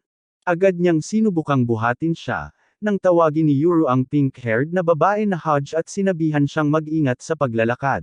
Matagal bago nakonekte ni Auri ang mga piraso, at napagtanto niyang ang cute na batang babae na ito ay ang isang gamer na ginawa niyang kanyang guro. Agad siyang sinubukang kausapin, pero tumakbo si Hodge palayo, at bumalik na parang isang manika at sinampal si Auri sa ulo, sinabihan siyang mag-ingat sa paglalakad. Nabigla siya nang makita ang ganap na pagbabago na ginawa niya, pero tumawa lang si Euro, sinasabing ang tunay na Hodge at ang kanyang mga gamang persona ay dalawang magkaibang bagay, at siya ay isang ganap na shut-in. Proudly na sinasabi ni Hodge na sa tulong ng mga energy drink, magandang PC na may maraming RAM na tinipon niya bago tumaas ang presyo, at online shopping, hindi na niya kailangan ng iba pa at ang kanyang kwarto mismo ay isang santuwaryo para sa kanya. Nais sanang itanong ni Auri kung kailan sila muling makakapag-away, nang makatanggap siya ng notification at sinuri ito upang makita na nagpadala si Zaki ng mensahe tungkol sa isang pagpupulong upang talakayin ng estratehiya laban kay Sad Boy, na ngayon ay kilala na lamang bilang K, at alamin kung paano siya wawasakin. Agad na nagtipon-tipon ang lahat ng estudyante ng kanilang klase 1B sa silid, kung saan nagsimulang ipaliwanag ni Zaki at Kiko na nagpasya silang maglunsad ng all-out war laban kay Kay at alisin siya kahit ano paman. Sinasabi niya na may dalawang naunang misyon na isinagawa laban kay Kay, pero pareho itong nabigo at karamihan sa mga estudyanteng lumahok sa pangangaso ay namatay, dahil gumamit si Kay ng bagong taktika na hindi nila inaasahan. Sinasabi niya na sa pagkakataong ito, aatake sila ng marami at kahit anong mangyari, haharapin nila siya. Si Auri ay nag-init ang ulo, sinasabing sa pagkakataong ito ay magbabayad si Kay para sa lahat ng kanyang nagawa, ngunit si Zaki ay tumawa lamang, sinasabing hindi sila magiging bahagi ng hunting party na ito. Nagulat si Auri, habang ipinaliwanag ni Imo na hindi pinapayagan ang mga estudyanteng nasa unang taon na makialam sa mga laban-laban sa mga high-level o extreme-level na ghost accounts tulad ng Sad Boy K account. Sabi ni Zaki na hindi sila pinapayagang makipaglaban sa mga mid-level na espiritu ng mag-isa at kailangan nilang may kasamang nakatatanda sa mga ganitong sitwasyon. Sobrang naiinis si Auri at sinasabi niyang hindi niya palalagpasin ang pagkakataon para sa paghihiganti at wala siyang pakialam kahit pa siya ay paalisin nila, pero makikilahok siya sa pangangaso sa kahit anong paraan. Biglang naalala ni Kuko na may isang exception sa patakarang iyon, kung may estudyanteng ang kakayahan sa cyberkinesis ay napakahalaga para sa misyon, maaari silang lumaban, o kung may estudyanteng napatunayan ang kanyang sarili sa harap ng iba ng sapat na kinikilala nila ang kanyang lakas. Agad na nagtanong si Auri kung paano naman niya mapapatunayan ang sarili niya. Sumagot si Zaki na may laban sa pagitan ng klase A at B tuwing termino at ang kompetisyon ang pangunahing paraan upang ipakita ang kanilang mga kasanayan at lakas, at dahil magsisimula ang pangangaso para kay K pagkatapos ng 2 buwan, mayroon pa silang oras upang patunayan ang kanilang sarili. Naging masigasig si Auri at nagsimulang mag-ensayo ng todo-todo mula sa susunod na araw habang tumatakbo siya sa kagubatan kasama si Amo nang biglang may isa sa mga dummy monster na lumitaw sa harap niya. Sa kabutihang palad, mabilis si Amo at ginamit ang kanyang cyberkinesis na nakatuon sa depensa upang lumikha ng pader sa harap nila na hamarang sa atake. Maya-maya ay nagsimula silang tumakbo muli sa mga kagubatan, sinusubukang mawala ang halimaw sa likuran nila, nang makahabol si Ren sa kanila at inutusan silang maghiwalay malapit sa malaking puno. Sinabi rin niya kay Yuro at Kuko ang pinakamainam na mga posisyon na dapat nilang kunan at hindi nagtagal. Nasa eksaktong posisyon na gusto niya ang lahat ng mga ito, na ang 3 halimaw ay nahuli at napapaligiran sa gitna nila. Si Auri ay nagulat sa kamanghamanghang estratehiya na naisip ni Ren ng mabilis, at sinabi ni Hage sa kanya na si Ren ang utak ng klase at ang kanyang mga kakayahan ay parang pagkakaroon ng CCTV camera dahil nakikita niya ang lahat ng nangyayari sa lahat ng punto, na nagpapahintulot sa kanya na gumawa ng pinakamahusay na mga desisyon upang mapaboran ang laban sa kanila. Pagkatapos mapalibutan ang mga halimaw, mabilis nilang tinapos ang mga ito, ganap na winasak ang bawat isa. Lumabas sina Zaki at Kiko mula sa mga bushes, sinasabi na tila mas maganda ang kanilang kondisyon kaysa dati, at iniuugnay ni Ren ito sa pagdagdag ni Auri dahil mayroon na silang isa pang malakas na atake sa kanilang koponan. Binanggit ni Kuko na masyado siyang mabilis maubusan ng enerhiya, at hindi sapat ang bisa ng kanyang mga atake, na magiging dahilan para mapagod siya sa tunay na laban. Tinatanggap ni Auri ang lahat ng payo at lumabas sa gabi upang mag-ensayo mag-isa. Pinapahusay ang kanyang mga kakayahan at pinapataas ang kanyang liksi, ngunit agad niyang napagtanto na siya ay nasa hangganan na. Habang siya ay nahuhulog, may isa pang estudyanteng may pink na buhok at kakaibang mga ngipin na humahawak sa kanya, at ipinakilala ang sarili bilang Suro. Nagpapanggap siyang nagmamalasakit kay Auri habang sinasabi niya ang tungkol sa kanyang kapatid na pinatay ni Kay, pero nang akala niya ay may bagong kaibigan na siya, sinimulang sunugin ni Suro ang hairpin na huling bagay na natira kay Auri mula sa kanyang kapatid. Magsisimulang palm attack ang mga luha sa kanyang mga mata, habang si Suro ay nagsisimulang tumawa, na nagpapakita na siya rin ay isang rage baiter na may flame-type ability. Bigla, nakialam si Hage sa isang sipa, na itinulak si Suro palayo, pero bago pa sila makagawa ng anuman, pumasok ang buong klase ni Suro, ang klase na gusto. Sabi ni Hage na dapat silang umatras dahil magagaling sa pang-aabala ang mga taong iyon, pero hindi kayang palampasin ni Auri ang kawalang galang at tumalon siya kay Suro gamit ang kanyang asul na apoy. Pero bago pa man siya makalapit sa bully, naharang siya at nahulog sa sahig ng isa sa mga babae, habang ang espada ng kanilang kinatawang klase ay halos tumama sa kanya bago pa man niya maunawaan kung ano ang nangyayari. Ang lalaking may espada na si Wagay ay inatake ni Kuko, pero nagawa niyang hadlangan ito. Ngayon, parehong nasa standoff ang klase 1A at 1B laban sa isa't isa, habang halos ubos na si Auri na nakahiga pa rin sa sahig kasama ang babae, nag-iisip kung magkakaroon ba sila ng labanan dito. Agad na tumayo ang babae mula sa sahig, pinakawalan si Auri, at humingi ng tawad kay Kuko, sinasabing hindi ito kung ano ang iniisip nila, dahil may matagal na siyang paghanga sa kanya, Habang ginamit ni Auri ang kanyang mga abs para bumangon na nagulat ang klase at napagtanto nilang kailangan talagang mag-workout ni Auri, habang isa sa kanilang kaklase ay naghubad ng kanyang shirt para ipakita ang kanyang makinang na abs, pero walang nagmamalasakit dito. Itinulak ni Auri ang sarili pabalik gamit ang isang sanga ng puno at tumalon patungo kay Suro, ang Flamebaiter, at muling humarap sa kanya na may mga mata na puno ng galit, humihingi ng tawad. Ngunit tila nag-e-enjoy si Suro sa kanyang buhay sa pag-uudyok ng galit sa isa pang nag-uudyok ng galit at nagsimula siyang tumakbo palayo habang tumatakbo si Auri sa kanya. Tumatawa si Waga, sinasabing walang makakapagsabi kung ano ang susunod na gagawin ng Ragebaiter at napakahirap nilang kontrolin.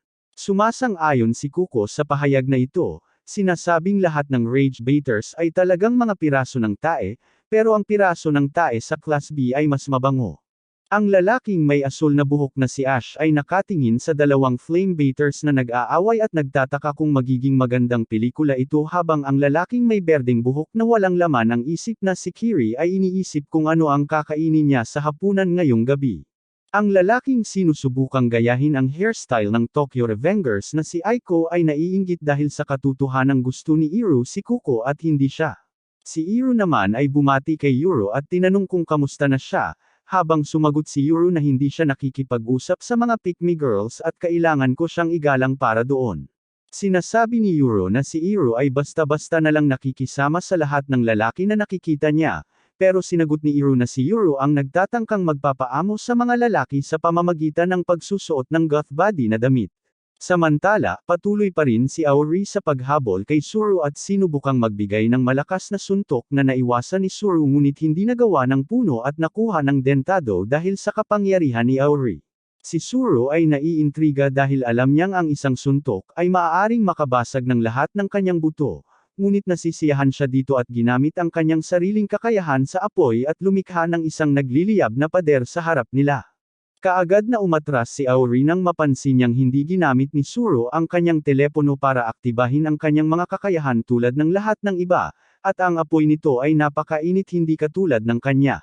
Napansin ni Suro na nagsisimula ng gumamit ng utak si Auri, kaya sinubukan niyang muling magalit ito at nagsimulang sumigaw na ang klase B ay binubuo lamang ng isang grupo ng mga talunan. Isa sa kanila ay isang lalaking tanging panghuhuli lang ang kaya gawin tulad ng isang pervert, isang tanga na walang ibang magawa kundi harangan ang mga atake, at ang pangit na pinsan ni Annabelle. Ito ay muling nagpapagalit kay Auri, dahil hindi niya maintindihan kung paano may taong ganun na lang kawalang pakialam sa damdamin ng ibang tao, at sa labis na gulat ni Suro, hinawakan ni Auri ang kanyang kamay na patuloy pang nag-aapoy ng pulang init. Hindi makapaniwala si Suro na may humahawak sa kanyang nag-aapoy na kamay, at napakainit nito. Pero ang homophobic na si Waga ay hindi sumusuporta sa mga tao ng LGHDTV at gumamit ng aerial slash na pumutol sa bawat puno sa lugar, at muntik nang tamaan ang ulo ni Auri, na pumutol ng isang hibla ng buhok mula sa itaas. Sinabi ni Suro sa kanilang dalawa na tumigil, at humingi ng tawad sa ngalan ni Suro, pero sa huli ay tumawa siya at sinabing ang buong Class B ay talagang basura. Sabi ni Kuko na talagang nawawala ng saysay ang paghingi ng tawad, pero hindi ito alintana ni Waga at itinutok ang kanyang espada kay Auri, sinasabing nilapastangan ng Class B ang kanilang sarili sa pagkuha ng isang Flamebaiter sa kanilang grupo. Sinasabi rin niya na sa darating na laban sa pagitan ng A at B, wawasaki nila ng tuluyan ang Klase B, at ipapakita sa lahat kung gaano karaming talunan ang nasa Klase B. Ngunit si Kuko ay nagsalita ng may kumpiyansa, humarap kay Auri, at sinabi kay Waga na nagkakamali siya, at matatalo siya sa darating na laban, salamat sa Flamebaiter sa kanilang koponan. Bumalik si Auri sa opisina ng nurse kung saan mabilis siyang ginamo, at habang nagbabalik, nakatagpo siya kay Zaki, na pinuri siya para sa pagsisikap na inilagay niya hanggang ngayon. Ngunit hindi pa tapos si Auri, at tinanong niya ito tungkol sa teknik na ginagamit ni Suro, at kung paano niya rin ito matututuhan. Sa loob ng susunod na ilang linggo, ibinubuhos ng parehong koponan ang lahat sa kanilang mga sesyon ng pagsasanay upang matiyak na nasa kanilang pinakamainam na kondisyon sila kapag dumating na ang oras ng laban, at sa wakas ay dumating ang umaga ng laban at ang buong Klase B ay isinakay sa isang bus at dinala patungo sa arena para sa laban ng Klase A laban sa Klase B. Sa daan, si Yuru ay ganap na relax na nagkukwento tungkol sa kung paano hindi kailanman ibabalik ng Twitch si Dr. Disrespect, habang si Imo naman ay nahihilo sa sasakyan. Sabi ni Kiko na inaasahan niyang medyo mas tutok sila sa laban, habang sinabi ni Imo na nasusuka siya sa sasakyan dahil stressed siya tungkol sa laban. Tinanong ni Auri kung ang huling laban ba ay naganap sa isang bundok, at nahihilo ulit si Imo sa pag-alala sa kanilang huling laban kung saan talo sila ng malaki, at wala siyang nagawa dahil masyadong marami ang mga tao sa Class A na may mga kakayahang pang-atake. Diretso ang tinanong ni Auri si Imo kung bakit pinili niya ang pagiging manggagawa kung takot siya sa lahat, pero bago makasagot si Imo, sumingit si Haji at sinabi na bawat isa sa kanila ay may kanya-kanyang dahilan kung bakit pumasok sa paaralang ito at dapat na lang nilang iwanan iyon. Umurong si Auri sa puntong iyon, iniisip na tumama siya sa ugat nang mapansin niyang kasama rin nila si Haji, pero nasa isang kahon gamit ang kanyang telepono para kontrolin ang manika.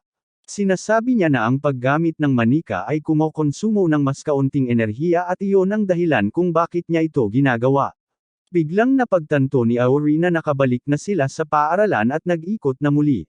Tinanong niya kung kinansela ang laban pero ngumiti lang si Kiko at sinabi na ang tema ngayong taon ay urban warfare, at ang layunin nila ay i-neutralize o incapacitate ang buong kalaban na koponan hanggang sumuko sila.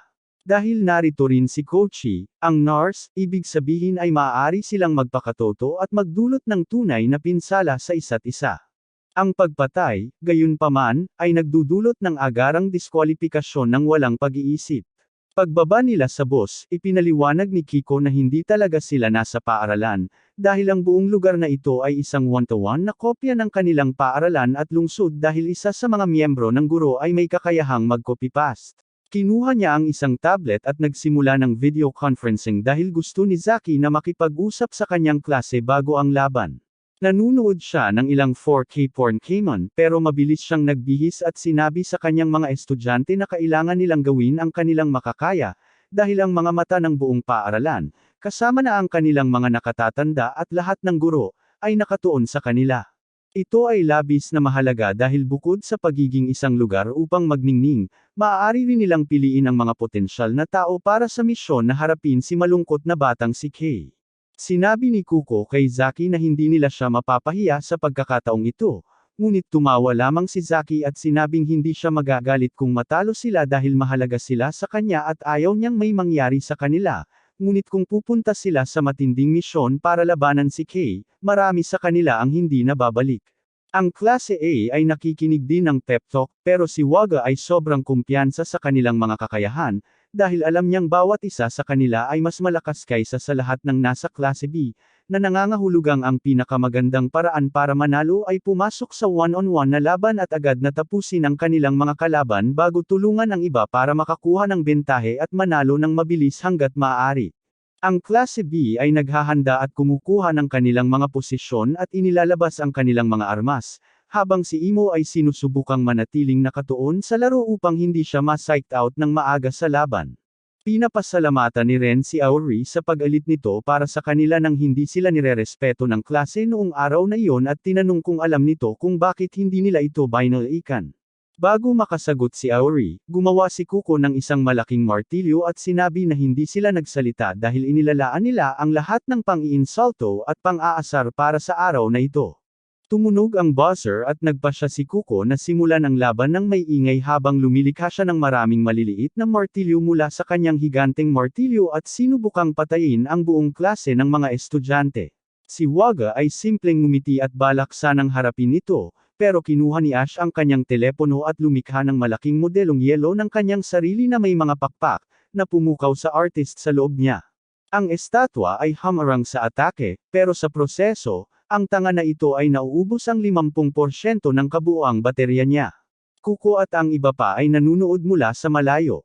Nang bigla nilang mapansin na may paparating na aerial slash, agad nilang tinakpan ang mga tainga ni Imo upang makapag-concentrate siya at lumikha siya ng barrier sa paligid nila upang iligtas sila mula sa pag-atake.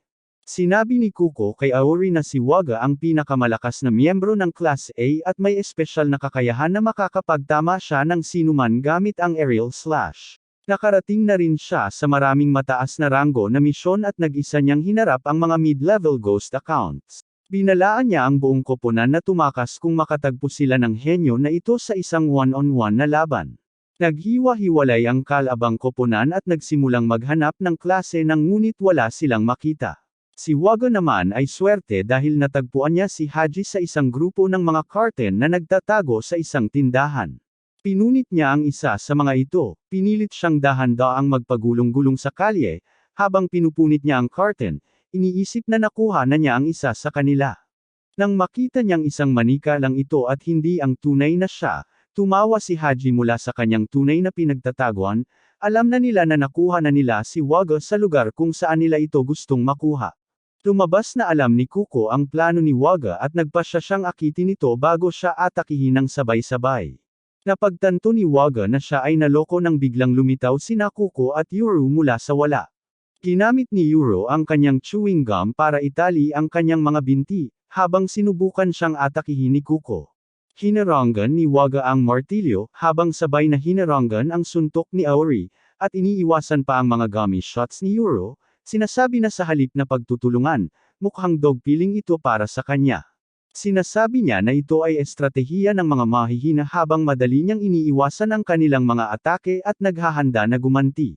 Pero hinarang ni Mo ang kanyang atake, habang ginamit ni Kuko ang kanyang Thousand Hammer attack muli, pero bilang isang distraction lamang dahil binigyan ito si Yuru ng pagkakataon na tamaan si Wago at itali ang kanyang mga kamay gamit ang kanyang slime. Napagtanto ni Wago na nagkamali siya. Nang lumabas si Aori at tumama ng malakas na sipa sa kanyang mukha, binalot nila siya ng maraming gu habang siya ay nananatiling hindi gumagalaw at iniisip ni Class A na natapos na nila siya. Sa kanilang gulat, nalungkot si Wago na nakapagpahamak si Class B sa kanya, na naging galit nang gamitin niya ang kanyang espada upang putulin ang guna parang eksperto bago inilabas ang kanyang espada at naghatid ng isang hampas na sapat na upang patayin ang buong Class B kung hindi dahil sa depensibong pader ni Imo. Ang manika ni Haji ay napuputol pa rin ang ulo. Habang ang buong bahay sa likuran nila ay winasak ng hampas, sinubukan ni Wago na huminga ng malalim at kalmayan ang sarili, alam na madi-disqualify siya kung papatayin niya ang alinman sa kanila, at nangako na putulin lamang ang kanilang mga kamay at paa. Hindi talaga naiintindihan ni Aori ang bigat ng sitwasyon at sinasabi na hindi ito mahalaga dahil kasama nila si Imo. Pero mabilis niyang napagtanto na wala na ang pader dahil masyadong natatakot si Imo para makapag-isip ng maayos habang may literal na Terminator na nakatayo sa harap nila.